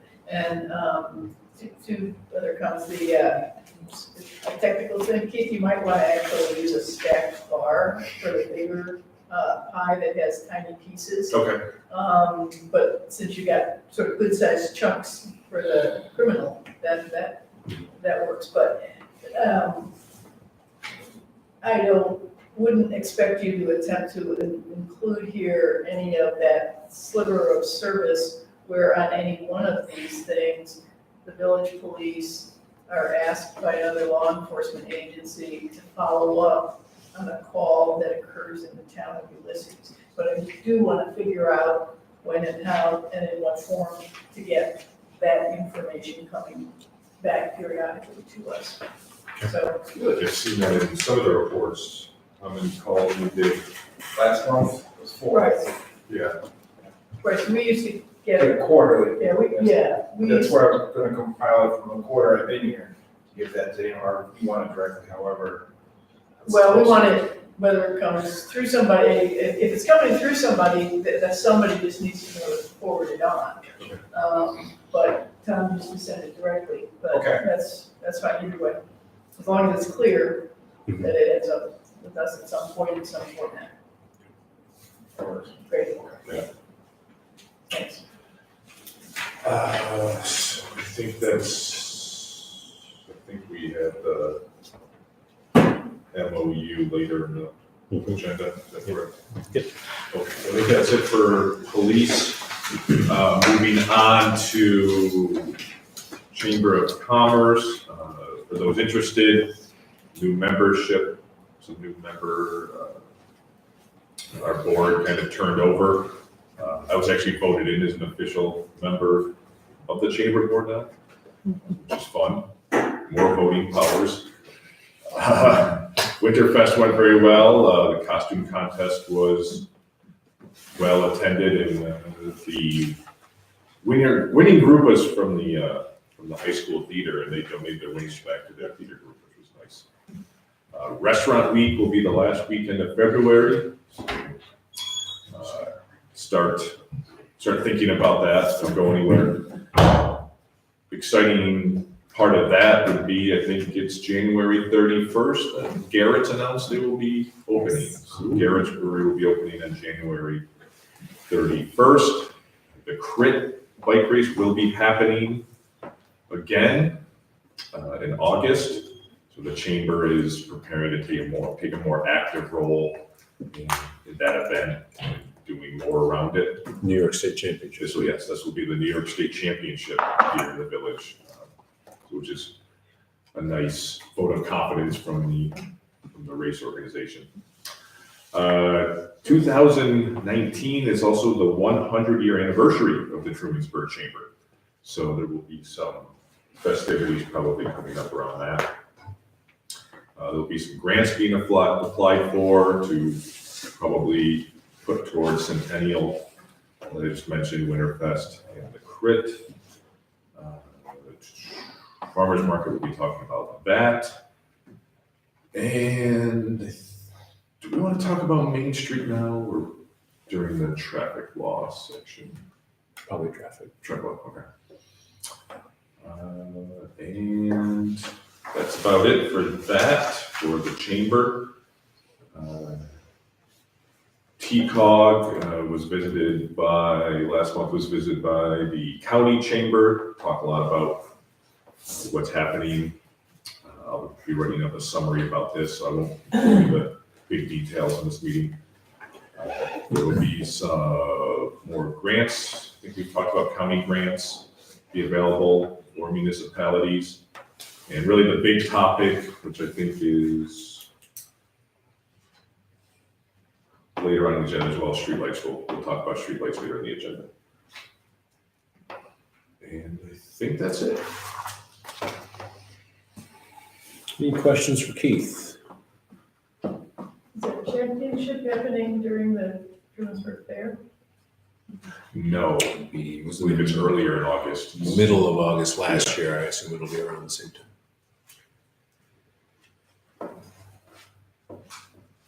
Okay, treasurer.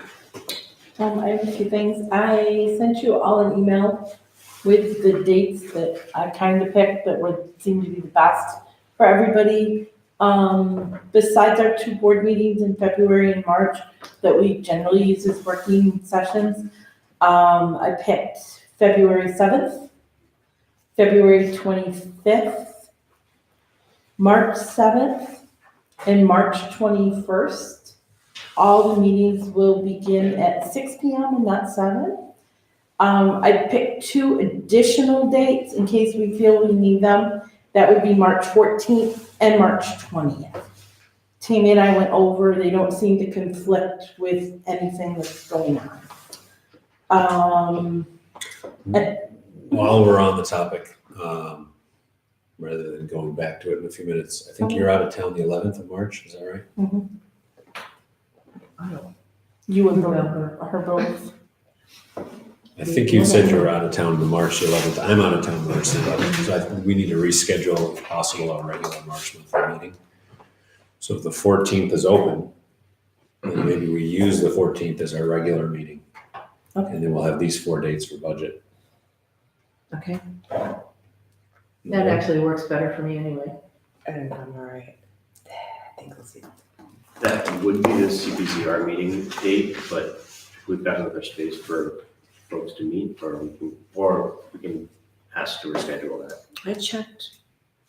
Could we do the second Thursday? That is the second Thursday. The second Thursday is your CPZR meetings. Right. Yeah. And it's And that would be the That would be the 11th. second Thursday. It'll be the 14th. Right. Which is the one Melissa said. Could be. If I'm out the 11th, I won't be back until the As a regular 14th. meeting?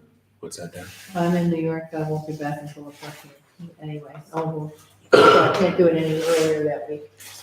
Is everyone available the 7th? Yeah, well, we have a, I put one on there for that. Did you call that the seventh day? Oh, I'm sorry, that's our budget meeting. Right. But I guess we could use it as a board meeting.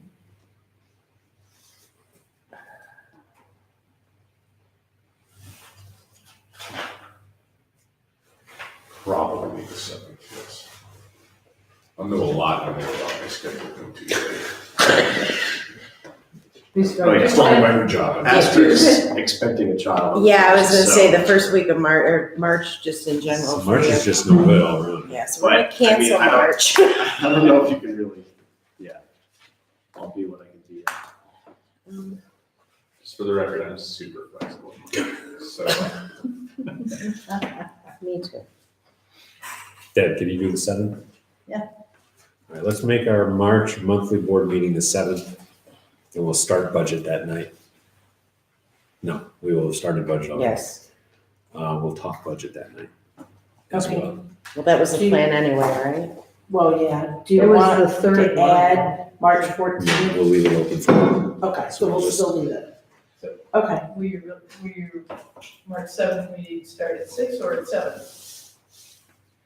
March 7th will be at 7. And we're gonna keep, so the February 11th is just out, period. February 7th, February 25, and March 21 will be at 6. Right.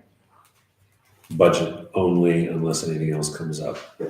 March 7 will be our regular monthly meeting plus budget. and did we decide the 14th week Correct. as much as possible? March 14th, we're not gonna have a meeting. That's not, I can't do it. I mean, that was the one date, I think Vicky is a definite no for me. That's what I And you're gonna be able to start plugging in budget lines for February 7th. I get it. Okay. Carry on. Yeah, sorry. Okay, no, not at all. And I'll probably schedule the department heads for the February 25th meeting.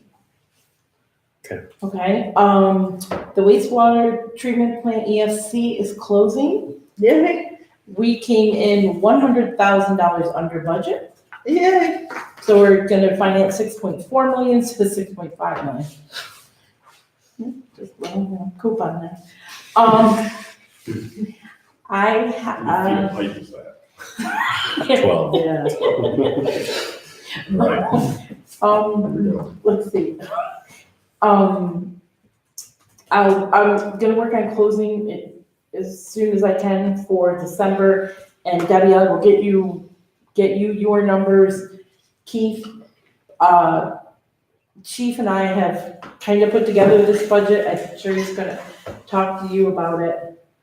And, then, I just need to play with the other numbers. And I will get you a copy before the February meeting of what I've got so far. Okay, so then I have 3 permissive referendums. 2 permissive referendums and 1 resolution. The first is the resolution to accept the online credit card payment for the village charges through Municipay. It's, in your Dropbox. Yep, I'm gonna go over that in 2 seconds. Okay, do you want me to go on then to the other two? Yes. The first permissive referendum is for $2,800 to pay the EMS 3-year maintenance agreement for the Zoll's Auto Pulse warranty.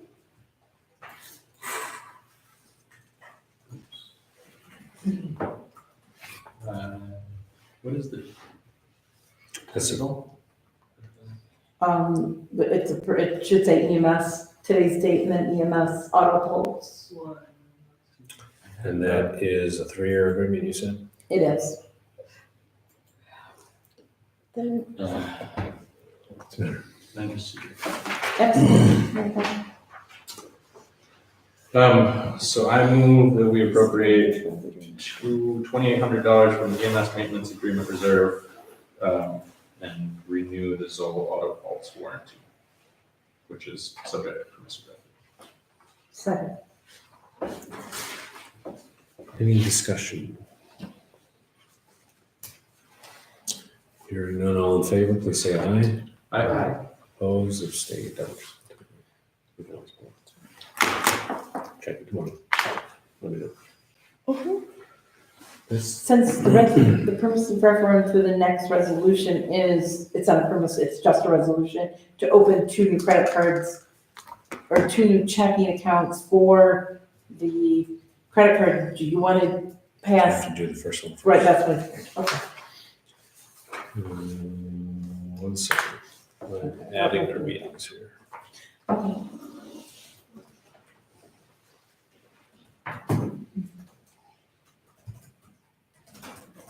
What are those checking accounts for? We'll get to that in 2 seconds. So the first resolution we need to adopt is so that we can offer credit card credit card receipts online for village charges. So the resolution we have is to accept online credit card payments for village charges, whereas residents of the village of Trumansburg have requested that the village clerk and/or village treasurer accept payment with a credit card as part of our tax collection, water and sewer billing, and other fee collection systems that may be charged by the village. And whereas New York general municipal law and the opinion of the state comptroller is that the acceptance of such credit card payments must be specifically authorized by local law, ordinance, or resolution. And whereas the village clerk and village treasurer have requested such a resolution of authorization from the Village of Trumansburg Board of Trustees, now therefore be it resolved that the Village of Trumansburg Board of Trustees authorizes the village clerk to accept credit card payments as part of our local tax collection system and village clerk system, which would include a consumer convenience charge charged by a third-party credit transaction processing company. And be it further resolved that the mayor and village treasurer are hereby authorized to enter into a contract with Municipe Incorporated, a registered ISO MSP of Deutsche Bank Trust Company of the Americas, to provide third-party credit card transaction handling on behalf of the village. And be it further resolved that traditional methods of payment for village taxes, bills, or fees shall remain available and unaffected by the adoption of this resolution. Would someone like to move that? I would like to move that. Second. Motion and a second. Any discussion? Renee? What's my discussion? I think hooray was what you said. I did not request it. I'm just putting that out. You did it, my direction. Of course I did. Sometimes I don't feel my mouth move. And at least one resident of Wake Street will be very happy. Any additional discussion? Waiting on us to make this approval. Just the background was we talked about this a lot at the last meeting, what we came to find out from village attorneys that we had to pass this resolution before we could actually Do it. make the official. There was a lot of fine print on the back of the application. Guy didn't like that, No, Gordon didn't like it. huh? It made me a little nervous, but we worked around it. Any other discussion? All right, hearing none, then all in favor, please say aye. Aye. Opposed, abstentions. And part of what was on the back of the application is that we authorize Municipate to have liens over the accounts into which the money goes, Oh, that's. which was going to be the general account. And we don't want that. So the second resolution is to allow the treasurer to open 2 new checking accounts for the Village of Trumansburg, specifically for the receipt of money into the general account for charges from Municipay, and similarly for water and sewer. We need to amend that. Water and sewer. If someone would like to move that. I would also like to move that. A motion, do we have a second? Any discussion? Hearing none, all in favor, please say aye. Aye. Opposed, abstentions. Congratulations, the clerk's office is now in the 21st century. I've never been so excited in my life. I will try and get those over. If that's excited, we're in trouble. I've seen your blood pressure higher than that. I don't know what you're talking about. It's a different kind of excitement. How's your vacation? My vacation was amazing. Freaking amazing. All right. How's your vacation? In the minutes. As usual, you're with me. What do I know? All right. Your turn. My turn? Your turn. Oh, excellent. So I don't have a whole lot to report. I've been working on our payroll system, setting it up, setting up the DPW templates with all the new changes from the Teamster contract. I'm almost completed that. I also have started working on the personnel policy changes that need to go in effect to cover our new full-time police officers, getting them all set up with benefit time and miscellaneous payroll stuff, and working with Warden and the rest of the EMS committee and trying to help maintain that department. Unless somebody else has got any questions, I think that's pretty much it. Oh, the planning board, yes, the planning board keeps me busy. Questions for Tammy? I did need to mention that during the police report, so we officially swore in our officers We did. last week. Excellent.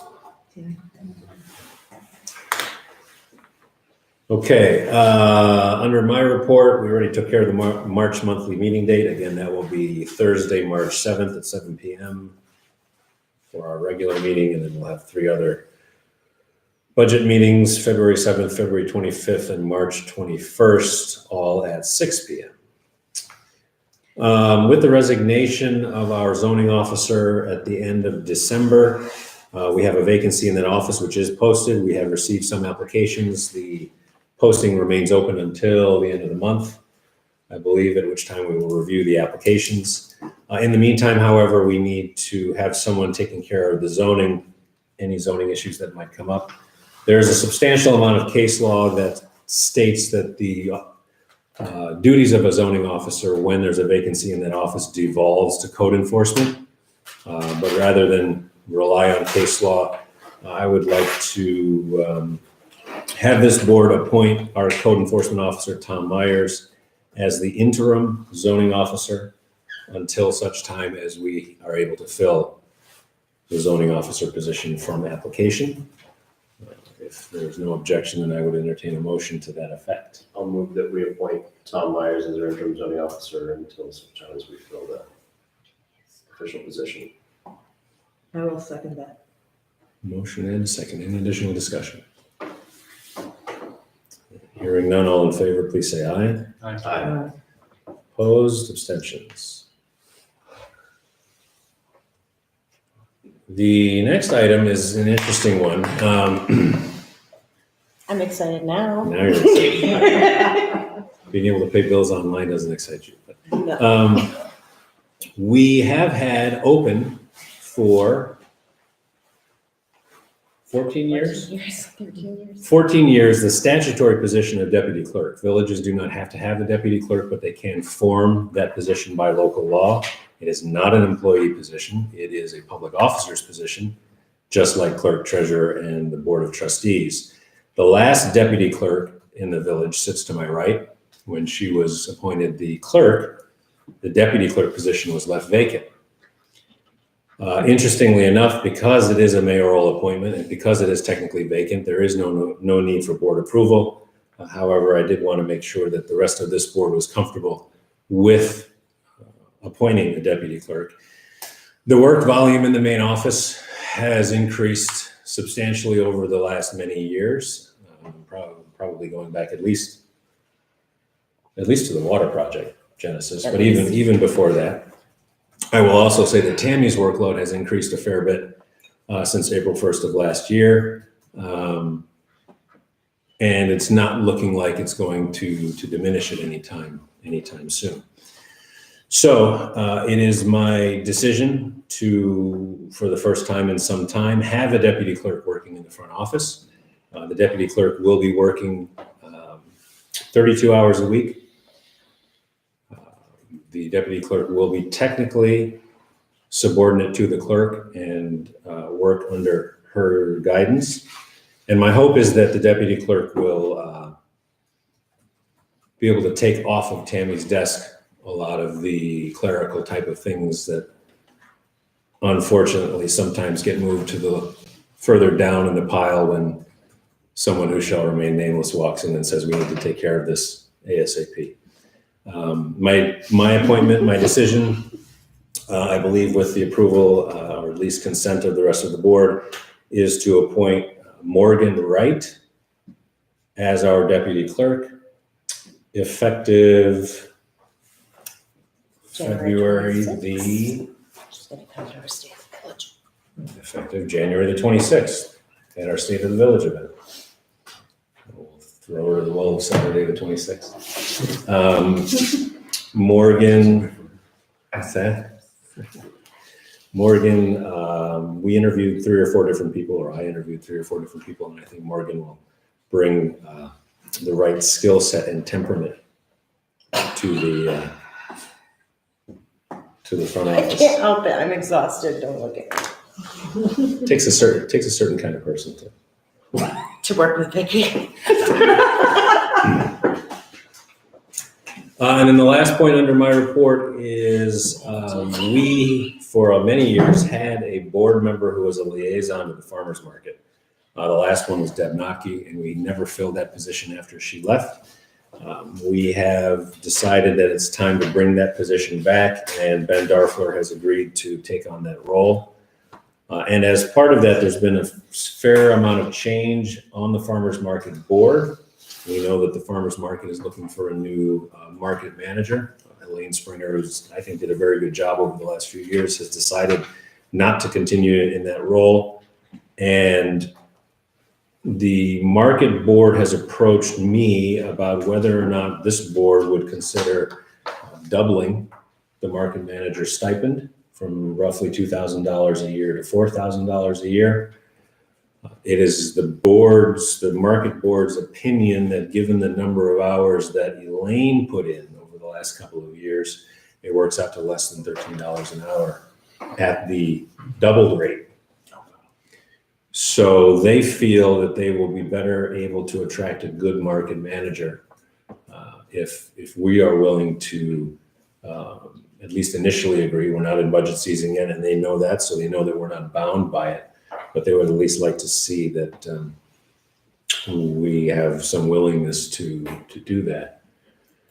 There is some discussion about changing the way the farmer's market operates in terms of they've got a lot of ideas. Some of them I think are very good in how they use social media and trying to increase foot traffic and have a more consistent experience. So I'm hoping that Ben will be able to work with them to accomplish that, because I think the farmer's market is a great thing for the village to have. As far as doubling the market manager position, I'm throwing that out there for us to discuss now, so that we actually have a meeting tomorrow Ben and I have a meeting tomorrow morning with the new farmer's market board president.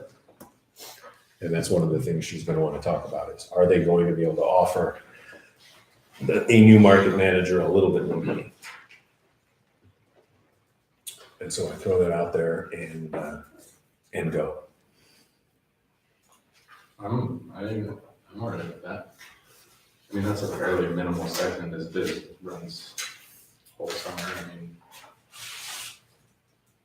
yeah, if it was, doubling 4 to 8, I would feel some reservations, but 4,000 doesn't strike me as a lot for, it's a part-time position, obviously, but for an entire summer.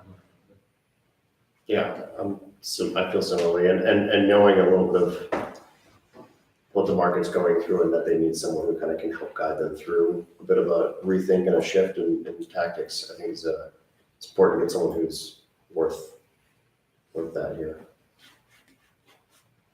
A bigger question, what is our role with the farmer's market? I mean, I know that we built it as a community project. I know that we stipended it for a while.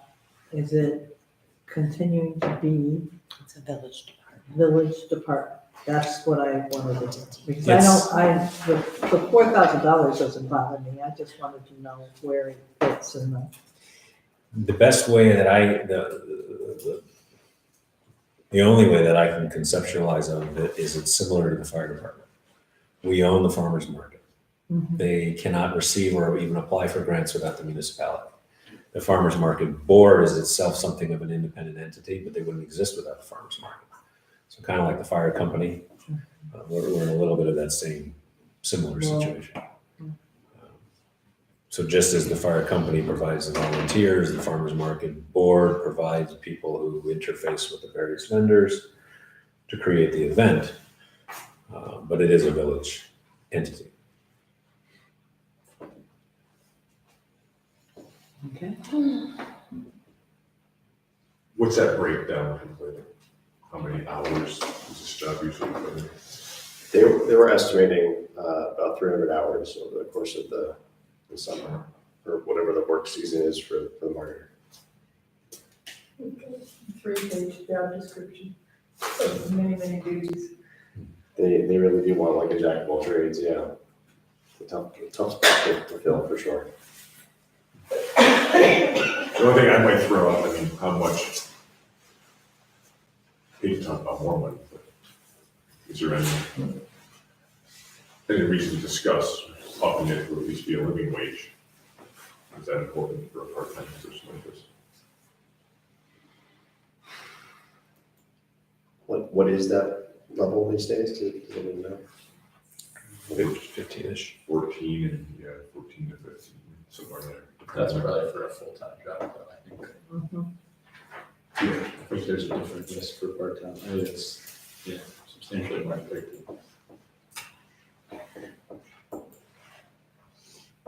Historically, the market manager has been kind of what you make of the position. Well, that's kind of what's over And there. I think that they're realizing that they need to define it a little bit more carefully if they want the results that they're seeking.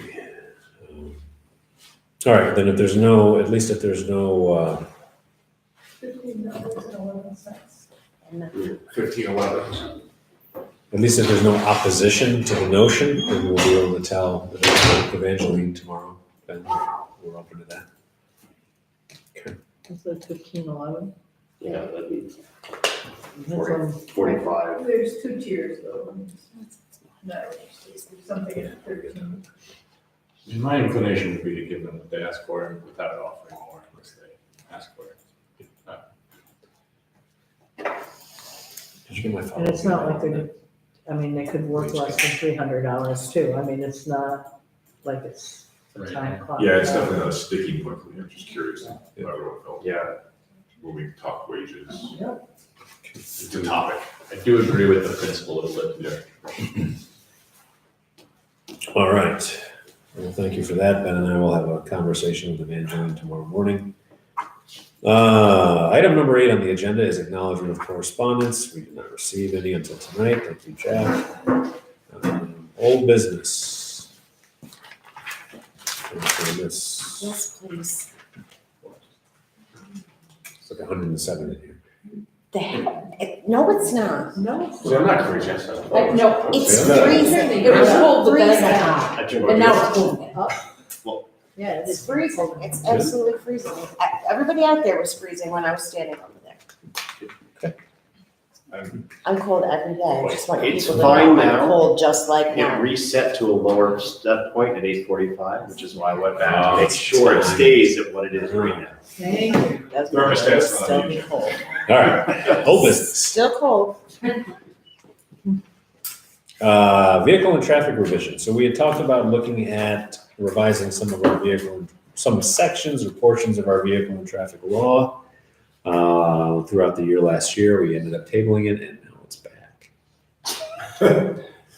So in the Dropbox, we have a draft vehicle and traffic law, which I believe this board, unless anybody objects, we are formally introducing it tonight. That's what this is? This is formal introduction. Again, unless the board wants to add or subtract anything from this draft, Then we are formally introducing proposed local law 1 of 2019, which would repeal local law something of 2015. This will be available until the public hearing on the law, which we need to schedule. And the primary changes, Ben, go ahead. Yes, we had a couple top bullet points. The biggest one I think that really kicked this off is trying to address Dorsey Hill again. The intent is to put a stop sign coming down Lake Street from Main Street across the bridge, basically right at the intersection of Lake and Dorsey. The primary reason for that is to help folks coming down Dorsey Hill and making a left-hand turn. I took an opportunity to pretty much drive every turn that you can go through that intersection, and that really is the trickiest one. There's no way to see around, just the way that the street curves, to see around the corner there as you're coming down trying to make a left onto Lake Street past the wastewater treatment plant there. So in talking with Chief, that seemed like a reasonable best bet. We're gonna want to put that stop sign kind of as far up close to that corner as we can so that people are stopping and can get all the sight lines in there. But that was probably the kind of largest motivating factor for going this way.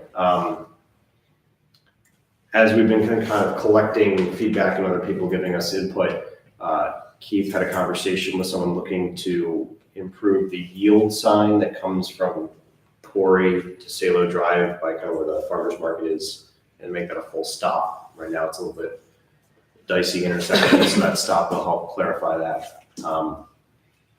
And then the other large change is I've had a number of conversations with my neighbors on Whig and on South. There's some parking restrictions on both those streets, and it wasn't clear what the intent was when they were, but at this point it's kind of lost history a little bit. I did hear that on Whig Street that may have come along from the buses parking there way back when, before they kind of reworked the bus routes through into the school district. So I had a conversation with the municipality, the school district with they said that it's fine there. They don't have any need for that anymore. The buses don't come down Whig Street. And then as far as South Street goes, a lot of the issue there seems to be that you just can't get off the street far enough. That's its own problem. And so this would allow people that can get further off the street to park in front of their house, like a number of people do in that neighborhood, give them that flexibility back. And then obviously in places where that's not possible, that would remain still not a place you could park, but for that reason, not because it's kind of a posted, blanket, no parking there. So those are kind of the highlights. The law will be up for people to review and take a look at, and welcome comments and conversation back when we have the formal hearing. So we'll need to schedule the public hearing on this in order to make changes. I would suggest either the February or March meeting. Since we just moved the March meeting date, maybe the February meeting is our best bet, since it's on a regular Monday night. That would be February the 11th, unless we want to have it at a later date for some reason.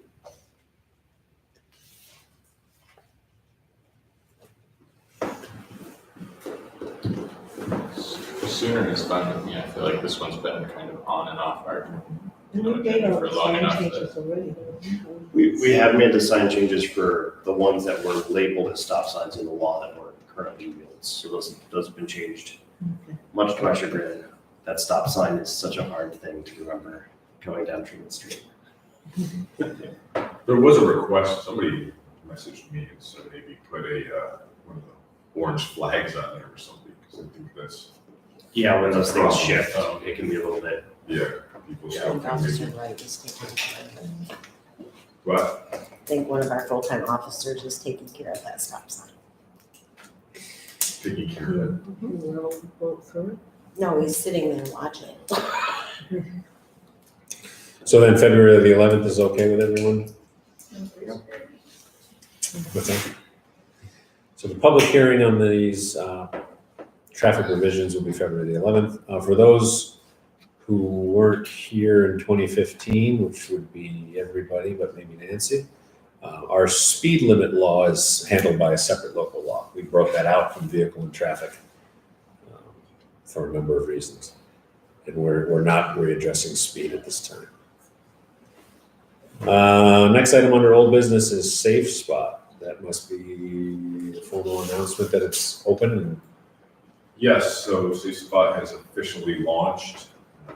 5 participating businesses, Atlas, Gimme, Good to Go, Little Venice, and Synergy. 3 out of the 5 of them have all their stuff. Synergy and Good to Go still haven't delivered everything yet. But every one of the participants received a binder that contained a sign for their window, guidelines for how to manage their safe spot, frequently asked questions about the program, an overview of the program that looks like this, and there's a bunch of reasons for why we initiated it. This is all on the village website now as well. They also received handouts for that they can give people for further information. Advocacy Center, and then some local phone numbers here in Trumansburg for food assistance and some other needs that people might have. They also received a log sheet so they can record anyone that comes in and why they used it, not asking for names, but just how many people came in, what the purpose was, and what the result was. And then we will review these at the monthly chamber meetings, see what places are being used, why they're being used. Within the next couple weeks, we'll have distribution of a handout within the school district. I come to find out that each school within the district kind of everything needs to be tailored a different way for different age groups. So I'm in touch with the counselors of each school, getting guidance on how to craft the messaging for each school so that they can go home with all the students, so everyone knows about it. So that would cover students in school. We have it up on the virtual village hall, and we have it up on the website. can you make a rack card version of the info thing for front office here? Yes. Yeah. Rather, The policy, I don't have anything. yeah, we'll possibly, we can print that for That's us. right, yeah, so the village is, I have a binder created for the village. I just have not delivered that. Okay. Right, I just needed copies. But I don't think we need to mass produce the binder. I think we need an informational rack card, like whatever you're gonna have available in school. Okay, We need to have a village version, sure. probably outside on the front porch. Yeah, Since yeah, I Village Hall, can Village Hall is not a safe spot. Right. Is it? Should it be? We had I talked about wanted it changing to one. be, but I'm only there 8 to 4, Right. 8 to 1, so it doesn't. So it would make I'd like sense, to talk to you about extending those hours. especially on Fridays. Yeah, I'm not gonna be there. Especially on Fridays, yeah. Yeah, so there is like a rack Right. card, like version that I was gonna print out as well, that I can. Perfect. But a card stock, glossy card Yeah. stock placard version for outside on the front porch would be nice. Okay. You, Keith, had wanted to mention something about Main Street under traffic. We'll go back to that for a second. I did, yeah, so the discussion that kind of came up last month was about how to offer something to Main Street that helps slow traffic down, knowing that we can't change the speed limit. Talked to Chief Nelson about that, and I also brought it up to the chamber last week, and they agreed that they'd like to see some work done on that front if possible, including signage. What our DPW was told by the DOT is that it would take a year for them to add any children at play type signage, speed closely monitored, those kind of things. Members of the chamber have found that if you encourage some letter writing, that timeline can speed up. So that's one thing that we could do. I didn't know how the board felt about me pursuing that in terms of encouraging letter writing. I don't know if that violates relationship statuses with the DOT or anything like that. The other discussion was some of the way parking is allowed on Main Street, especially with regards to the crosswalk in front of Gimme. There was some thought that the cars maybe go too far down to the crosswalk where it kind of creates a blind spot for people coming out. And the business owners seemed like they would be willing to give up a couple spots if that created more visibility for that crosswalk. So I didn't know how we felt about essentially moving up that no standing sign, I guess it would be probably in front of Gimme. Yeah. And on the other side, I'm not sure what that would look like. The other side wouldn't change. Yeah, I don't think so. I think it's more. There's already like the one lot. Right. I mean, I'm just guessing that maybe other people, but to me, the other side looks fine. Yeah, I mean, it's an unfortunate side effect of the Main Street project where we lost 2 or 3 parking spots in that area, and essentially that corner was somehow somewhat sharpened. I think at the time the thought was that by sharpening the corner it might slow traffic, and that didn't work. I would be hesitant, although not. I think we'd have to take a really hard look at what it would do if we pulled a couple of spots, because parking is already Right. at a premium. One thing Deb and I have talked about for years and just never haven't gotten to doing anything is the pull-off across from the farmer's market, which is used when the farmer's market is open. I think we should revisit again Maybe in a parking the lot. idea, because it is village property already, of actually making it a paved municipal lot. When it's very busy, then that gives some overflow from kind of the Atlas end of the business district. We have nice sidewalks to at least the post office now. It's not going to necessarily help anything in the Bank, Napa, Gimme section of village, but When it comes to painting that parking stretch, is that something that we have control over? Is that still kind of a ask of the DOT? it really is a DOT issue. They really don't like it. They can't stop us, but they really don't like it.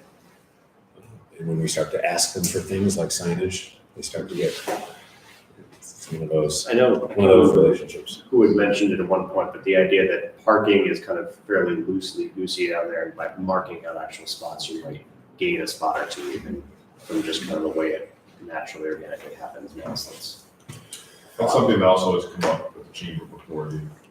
They brought up that we consider painted spots. It's the same thing. It could get touchy. I had a conversation with someone about that the other day, so I think it's worth asking DOT when they come through and do 96 again, which I think they're due to do in a couple of years, or maybe even 19. Not this year. Not 19. We can get on their list to see if they can paint spots. That would be good.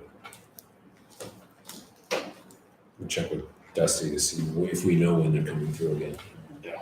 You guys, I think they came in May. Were they the ones that painted, Yeah, they came between in. Nap and the bank? It's too bad we didn't add that to it. I think they did them all, didn't they? Late summer, early fall? Crosswalks. Yeah, crosswalks. But aren't they due to resurface? There, When was the last time they resurfaced 96?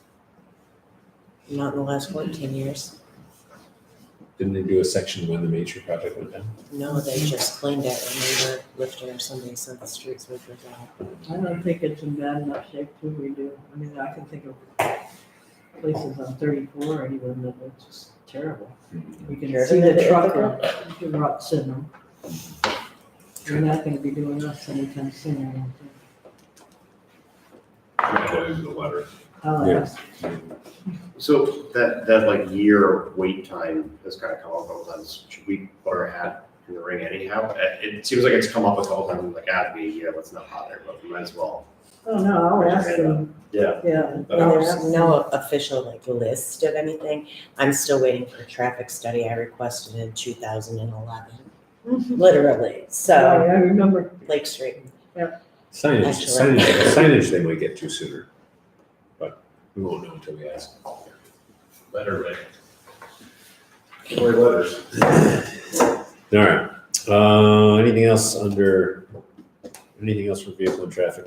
Part two. LED streetlight conversion. It's not it. So where we're at with that is last meeting, we talked about authorizing a non-disclosure agreement, which Gordon did sign and was sent on to the representative from New York Power Authority, who I've been waiting patiently for our proposal. I was emailed a short time ago by Terry Carroll from Cooperative Extension, who said that he knows Caroline received theirs today. So he thinks it should come soon. And then we'll kind of know what that offer looks like. Their timeline was assuming they would get the minimum number of municipalities on board was to get the process really going from February. So they basically said the city of Ithaca alone could almost meet that threshold in terms of the amount of work that would be needed in the contract. So the fact that Caroline put in, and so did we, I think, safe to say we're probably at the point where they'll take us seriously. And then we'll get the specifics of our portion of that once we have the proposal from Power Authority. So that might- and then I know part of that procedure is that Casey himself wants to come to all the municipalities and present personally and talk about it. So I pushed for that for this meeting, but did not come to fruition, so we'll push for February. Okay. Any questions for Keith on LED streetlights? Moving on to item 10 on the agenda, new business. This is where we're gonna add the agenda change. I need a resolution to approve me to sign two different certificates of completion for the overall sidewalk project. The first one is a project completion certificate that essentially says that the recipient, that's the village, received no third-party funding that was not already disclosed to DOT. That the village received no monies from any other source for the same costs for which we were reimbursed from DOT. And all equipment and facilities paid for by said financing were being used solely for the project purpose.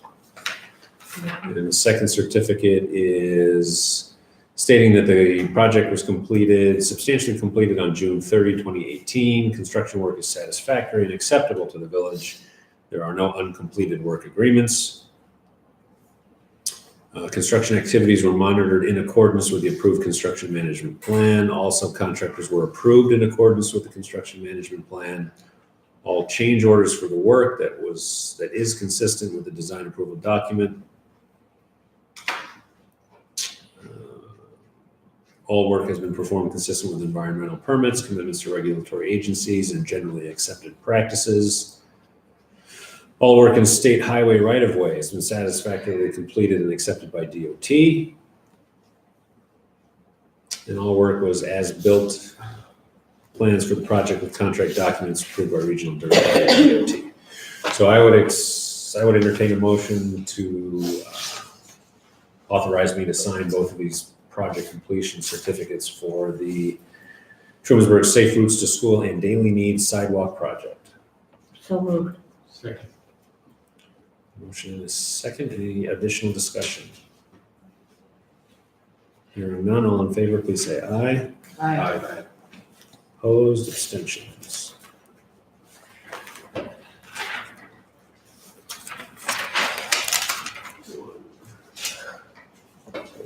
Stop that. So sorry. It's kind of. Back to new business, we have a memorandum of understanding with the town of Ulysses. Do we have a project completion for the sewer as well? It's in our box. This was, I remember Vicky mentioning it. I think that was what I had said to you, Gordon, when I was on vacation with Mary, for Mary to review. I didn't know that it, I didn't The one I really. said you signed last week. or maybe you did sign it and I didn't see it, but it's in this It was one. from MRB, page 1. We had to sign page 2, and I had to go back to Mary.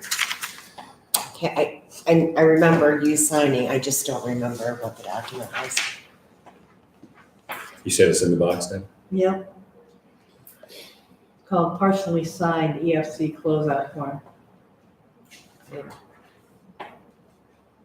I see it, it's almost at the bottom. If that's what you're signing. That's what I just said. But there was one for EFC also. Right. Yeah, this is the one I'm To talking the about. side, yeah. We've already got a copy of that. Okay. All right. And I signed one for you last week. MOUs, we've got 2 in a row with the town. I'll do out of order. We'll do the police one first. We've had an MOU in place with the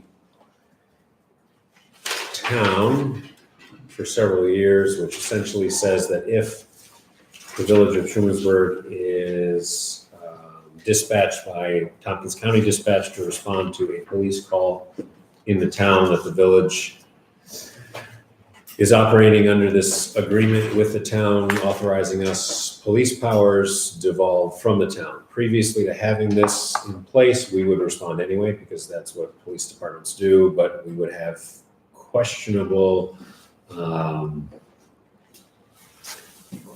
arrest authorities and even more questionable workers' comp issues if anything bad happened. And so the town and the village have had this agreement in place for several years.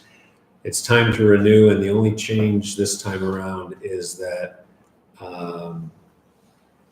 this agreement will remain in effect on an annually renewable basis unless it's canceled.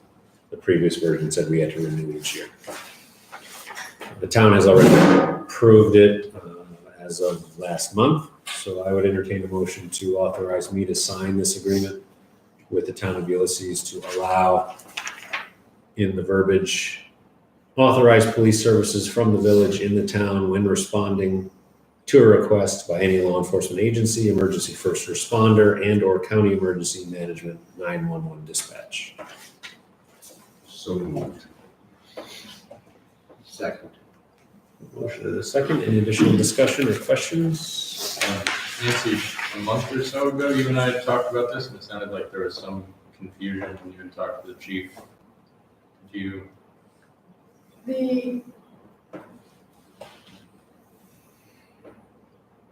When he was just learning about it, I was under the impression, he conveyed to me that his impression of authority was to arrive at the scene and stabilize it till another law enforcement agency would arrive to then pick up the criminal side of things if that is needed. That's what I think had been the practice. Chief Ferretti, the board had wanted this agreement to give full authority to process the crime scene, to do whatever it is that law enforcement agents do. And so I think, so that's what I told him that I thought this agreement authorized. So I don't know what his practice will be, but that was I think it might be, in some cases, maybe it's a slight difference, but I think the full policing authority is what you had asked for and the town granted. How he implements it, is probably between you and him. So that's I think the gist of. Yeah, that's what Does I that was sound wondering. familiar? Yeah. I was just wondering if you would talk with him or if anyone else had talked with him. but maybe we can just kind of talk to Chief about the intent.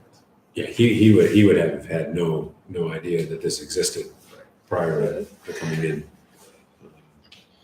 No, I mean, I didn't mention when, when I was welcoming him, and I said at some point, I wasn't sure whether it would be him or Keith or you or whoever, but I was sort of talking in general terms about it, but he said he would, sort of get plugged back in through you.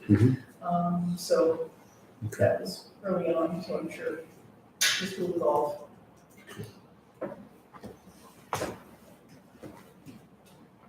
So any other discussion?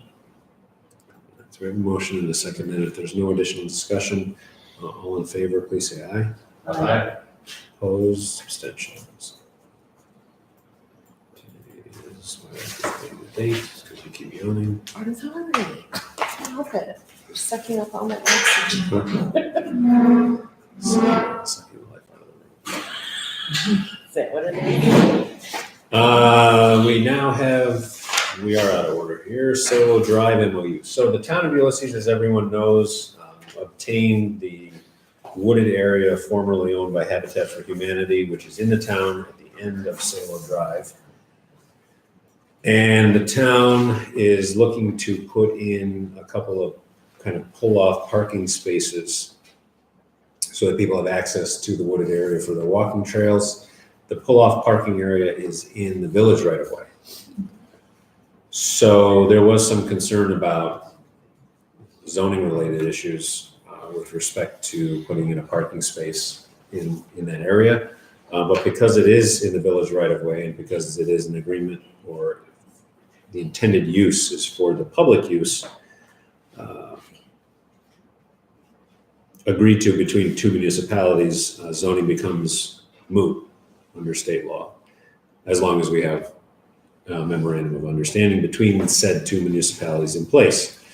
So I won't read the whole thing, but this MOU is drafted by me, vetted by Guy, vetted by the town attorney, and says that Village of Trumansburg, Town of Ulysses, General Municipal Law Article 5G allows municipal corporations to enter into agreements for the performance of their respective functions.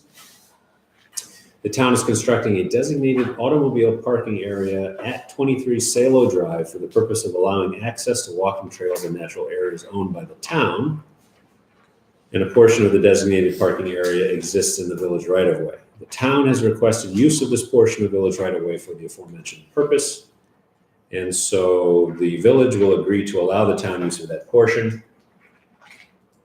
And I'm paraphrasing for brevity.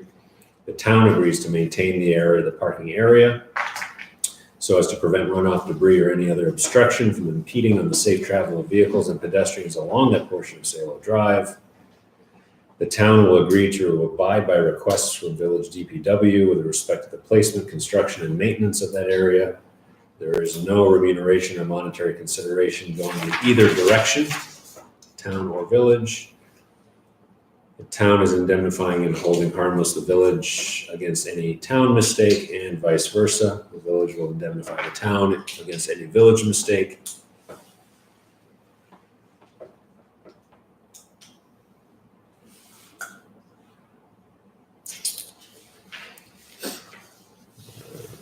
The rights of use hereby created shall be deemed licenses for purposes of title, and the town acknowledges that this agreement vests no property, title, or other rights to the village to own or maintained lands, highways, or right-of-way. And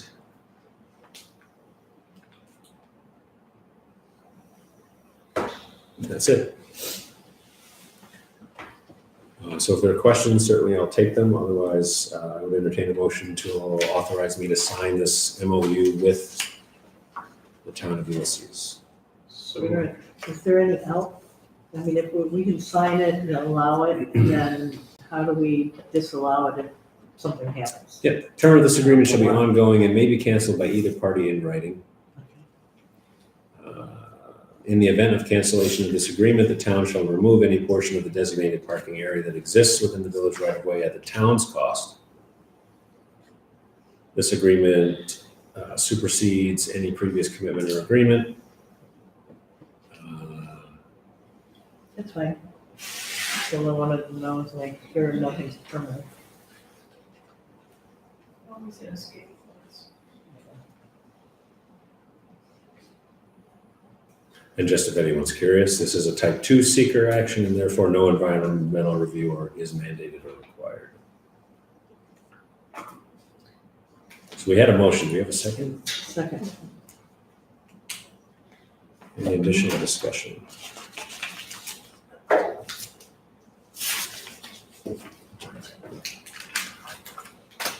Anyone? No, it's great. I'm happy to see it. Then all in favor of authorizing me to sign this MOU with the town for their parking space need, please say aye. Aye. Opposed, abstentions. Thank you. You're welcome. Keep it clean. Okay. All right. Yes, watch out for that bagged dog waste.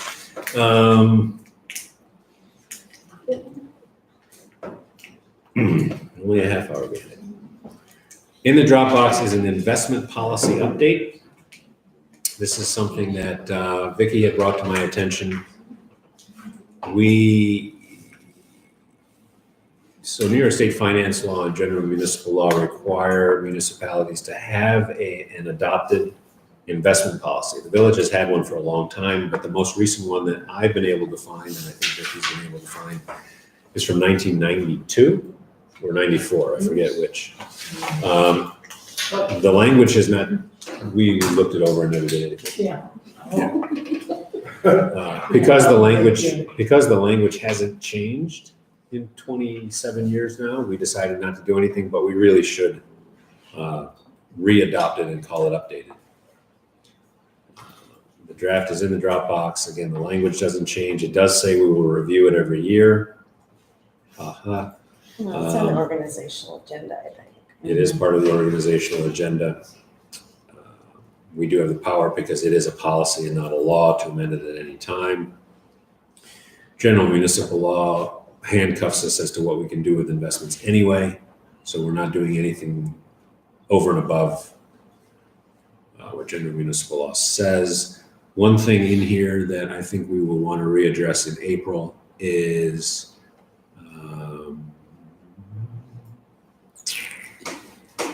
there is a clause here somewhere about number of banks we use. It is the policy of the village to diversify its deposits and investments by financial institution. So I think that as interest rates creep up, that could work in our advantage or to our advantage. There's actually something that I've been looking into with Tompkins Trust about.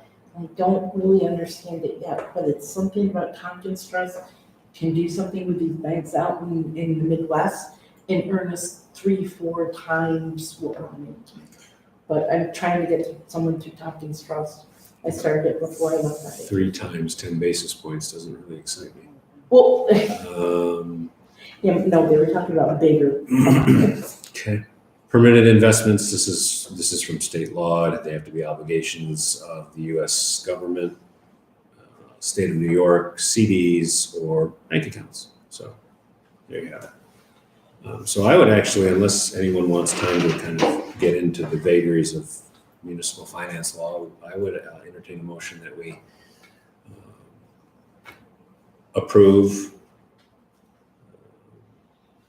reapprove the village investment policy with an updated adoption date of today. So move. Second. Motion and a second. Any additional discussion? Just to emphasize that we have almost no choice about any of this. I mean, that was one of the few things I did get out of the comptroller's training that I went through a couple months ago. It's almost bizarre that we're required to pass it. I will say that there, hate to necessarily play hardball with your so-called hometown bank, but we may be able to squeeze more out of our interest rate if we start to shop banks a little bit. But we'll look at that as we get into the spring.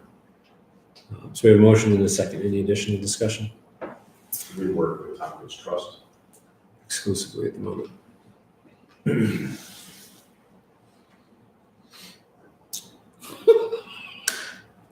Okay, then if there's no additional discussion, all in favor, please say aye. Aye. Opposed, abstained. The last item of new business is the village planner job posting, which I'm gonna let Ben tackle. Yeah, so I don't know if we need any specific action here, but I just wanted to bring up that, I've run through all the various planner job descriptions on the county board, on the county page, and have kind of honed in on the one that most applies to us, and I know that, I think you've checked with the county, that it's something that in fact we can use, so we're looking to post this job description for planner in various towns, and though will apply to both to us as a village as well. What's the ID number, Ben? 599? Far left-hand corner? No? Sorry, I can look it up Yeah. tomorrow. Yeah, I'm Okay, not sure. that's fine. Not showing up on the PDF that I've got. But, yeah, just, I don't know, open it for any discussion if there's any. I know we talked about this last month, the idea of filling the role of planner. The planning board certainly would appreciate it. I imagine it would take a little bit off of your plate, which would be nice, hopefully, from support from the boards. I just hired somebody for this. Hey, now you hush. This is the next general. So, yeah, just gonna leave it at that piece. If there's any further conversation. I mean, I haven't reviewed the other job descriptions like you have, but to me, this looks close enough. I think it's urgent enough that it's worth looking at. Well, I mean, regardless of which job description, I think the generic one is the one that we talked about, the various towns Right. covers us. It's going to be a competitive position, period, whether it's part-time or full-time. That's probably one of the biggest points of So they have to Of interest. test that into it? They will have either tested already and have been scored, or there would be a test called if we chose to hire someone who wasn't eligible. It would be a provisional appointment at that point, where we can hire. Would it be combined with the zoning office? Two very different civil service positions. There isn't a planner job description in Tompkins County for villages. You can always write one. You know how much fun writing job descriptions can be. This one, as you know, Nancy, this one is one of the broader ones. We're not pigeonholing ourselves into a specific type of planner. So it doesn't require a resolution. I just wanted to make sure the board was on board. Ben and I have been talking about it for a few months. So if there's no objection, we will post it. I didn't mention earlier during my appointment of the deputy clerk that that position will actually not generate any additional expense to the village budget because we haven't had a planner. So the money that we have not spent on a planner since June 1 will be more than enough to cover the deputy clerk position for the remainder of this budget year. Now, come next budget year, we'll have to see how that affects various lines. My hope is that some of that we can fit into water and sewer, since that'll probably be a lot of the clerical side of things that can be handed off.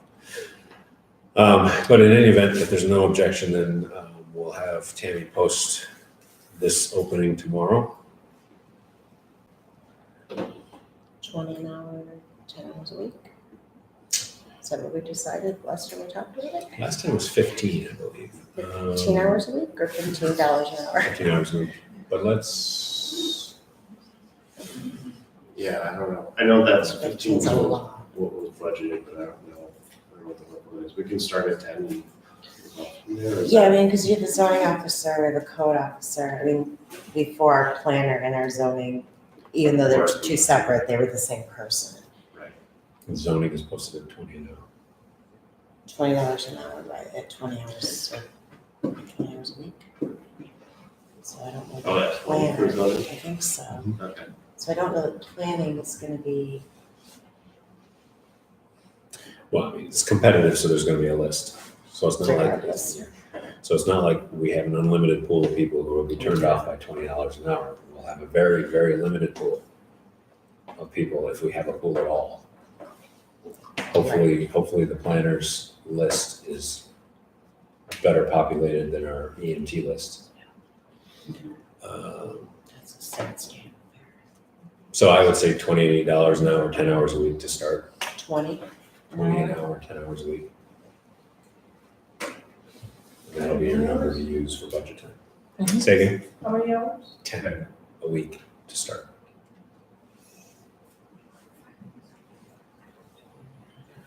And 9 of those will be the planning board meeting. At least 8 3/4. Okay, The zone is 20 and 15, right? correct.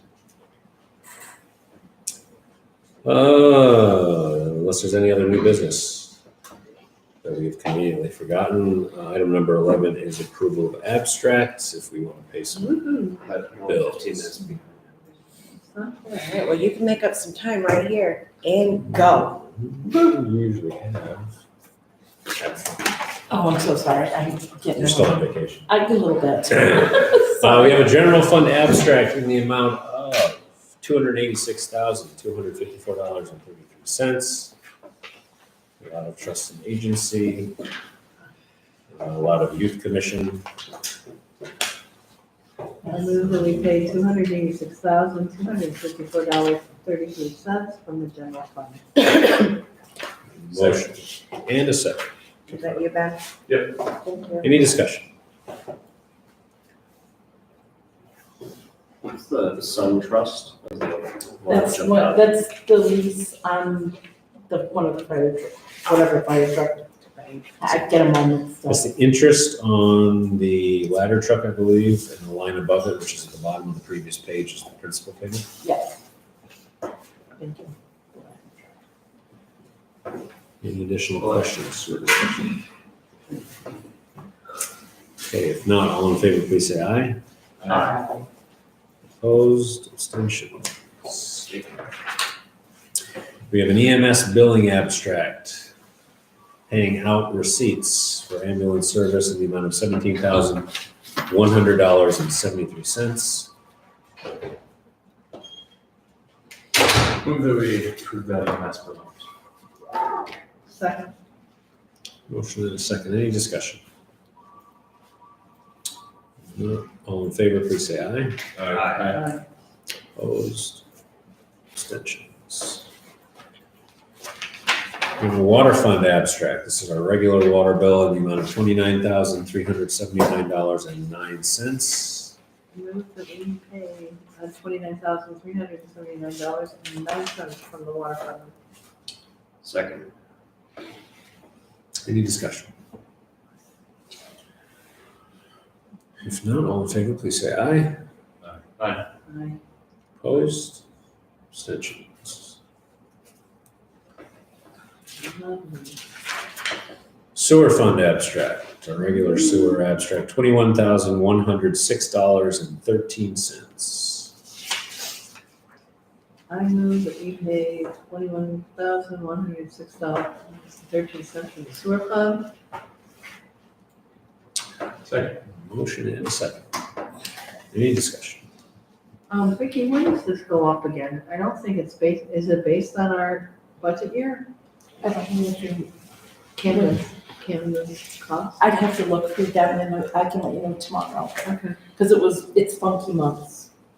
It's what? It's not like our budget year. Right, that's what I was thinking, Right. that I think it's. If I can time it count goes for you, up. I'll get that information to you tomorrow. Yeah, that's fine. Motion and a second to pay the sewer abstracts. Is there any additional discussion? If not, then all in favor, please say aye. Aye. Opposed, abstentions. This is the We last. have what I hope is our last, Yes. it is our Well, last. It's No, not, we still have, It's not the ours. bond council and municipal, so we can. So it's almost our last. Almost, we're Our second water source, capital improvement water well project in the amount of $81,584.78. I move that we pay $81,584.78 from the well water project.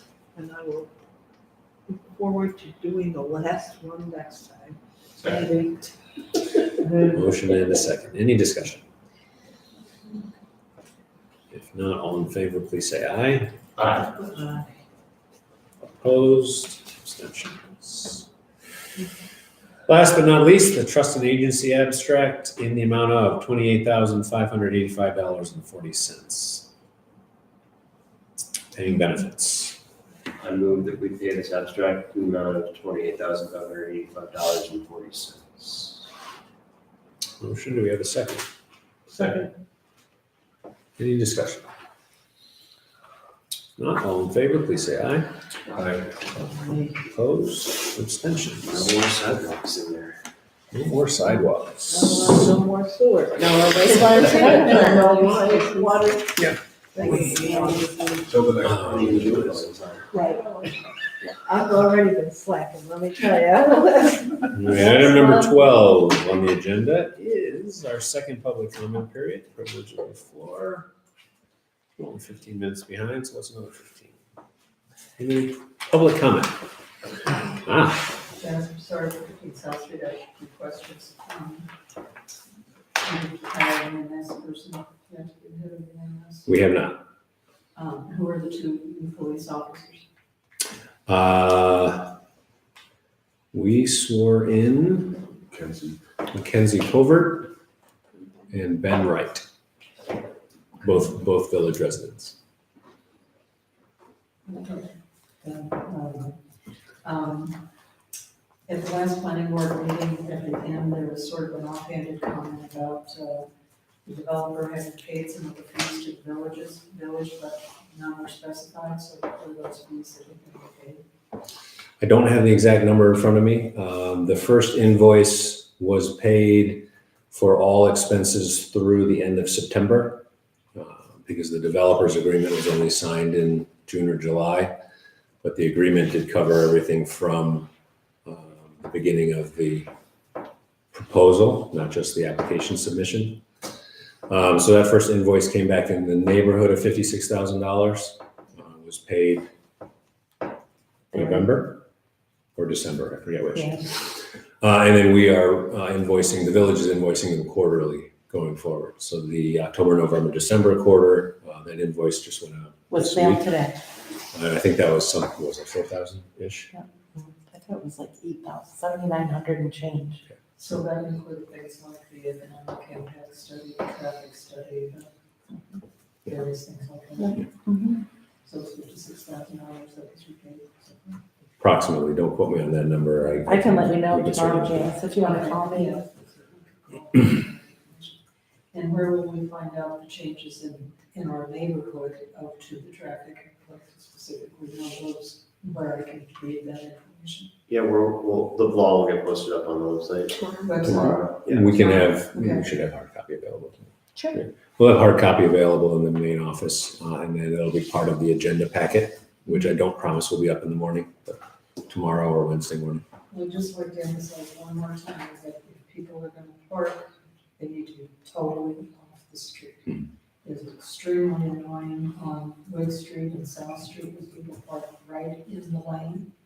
Especially with the traffic that we have at that intersection twice a day. It's like 300 cars go through there and if people are parked in the street, creates a large problem. One more pitch for that. The law has always said that it's 4 tires off the pavement. Yeah. but- And there's the omnipresent existence in law enforcement work of officer discretion. So obviously if all 4 are on the road, then it's probably too much discretion. I don't necessarily know we want to be ticketing people if a little bit of one side of rubber is touching the pavement, so. Yeah, but I'm talking about people who totally park in the lane. Yeah, no, I understand. The harder problem on Wood Street, let's say across from Keith, there's a ditch that goes in front of those houses, and nobody can park in front of the houses, so they park smack in the lane. If it's, workers that are coming to do, renovate a bathroom or whatever, there's cars all lined up, and during school hours, it's a, big problem. And then in our neighborhood, just on South Street, the reason that happened was because people would park on what they had lawn until it would tear up the lawn. So that's why they asked for no parking there, so that they could maintain lawn. Like in front of my house, I don't pretend you would have a lawn. It's just flat. But out on the other side of the street, it's all lawn. Right. So I guess those homeowners, hopefully they'll say something one way or another, because they don't want to go back to having their lawn all torn up. By people who park there, particularly in the winter when it's, One thing I had talked about with the chief, that I'll go back and look at is the idea of writing up signs to kind of emphasize that all 4 tires off the pavement. We already have the posted, sign there, right, for when we just remove one of the signs and kind of put another one and kind of really emphasize that point there, so, that would be something to look into. Of course, there's not much that I think is ever gonna be done about, the Catholic Church for that 1 hour from 9 to 10. or something, Yeah. Where they park wherever they want. Yeah. But I think everybody in the neighborhood knows it's only an hour. And tell them they come in at a high speed, they leave at a high speed, it's quiet for an hour. Yeah, and it's a tricky balance, right, with the people that want to be able to park in the front lawn, and people that don't want anyone to park in the front lawn, and how to find that balance there. And so my inclination is to allow people to park where they will. If people want to create a barrier, put a tree up, or do something signage wise privately, I don't know what people can do necessarily. We'd have to look into that, but Well, I know what they've done in the past is they take cinder blocks and put it all out in front of their house. yeah, it's a possibility. Not a fun one, certainly. Those things are heavy. It's a problem during big funerals too. That's Sure. Parking lot, I mean, it's street, it's packed. And again, pulling with these front lawns. All that new grass was just.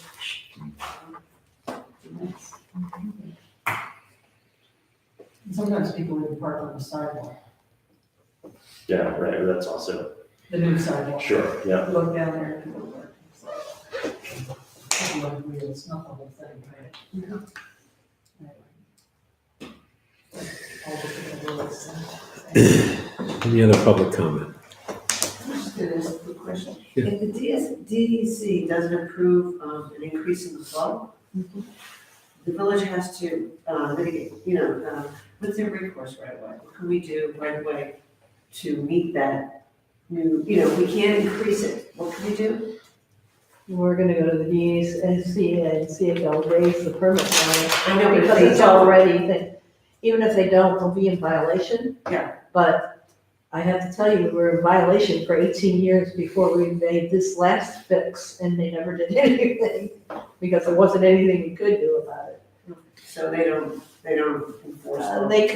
They can come in and be hard nosed, but I don't know what they could do. It's not like they're gonna shut down the sewer system.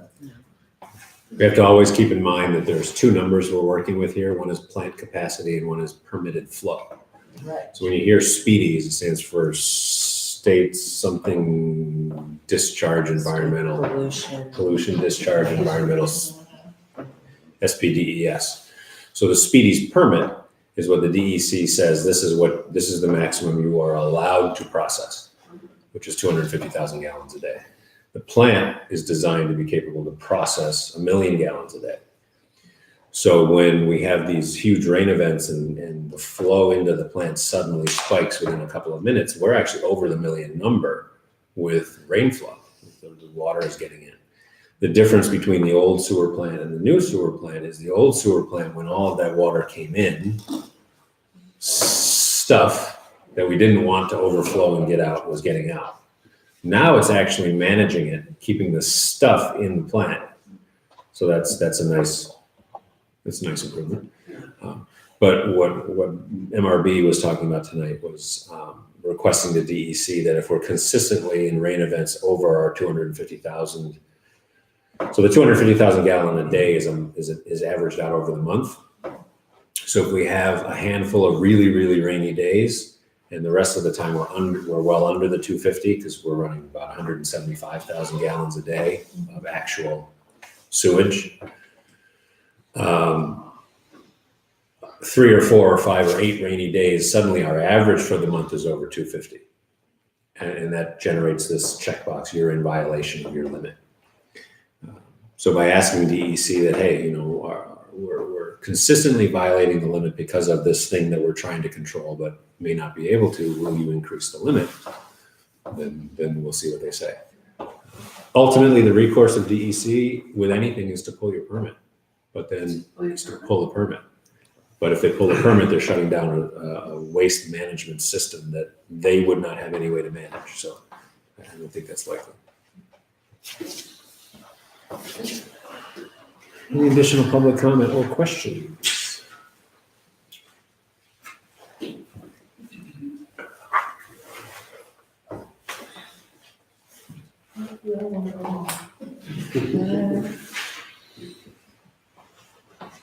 Well, thank you. I'm done yawning now. Thank you for coming. Don't forget State of the Village on the 26th.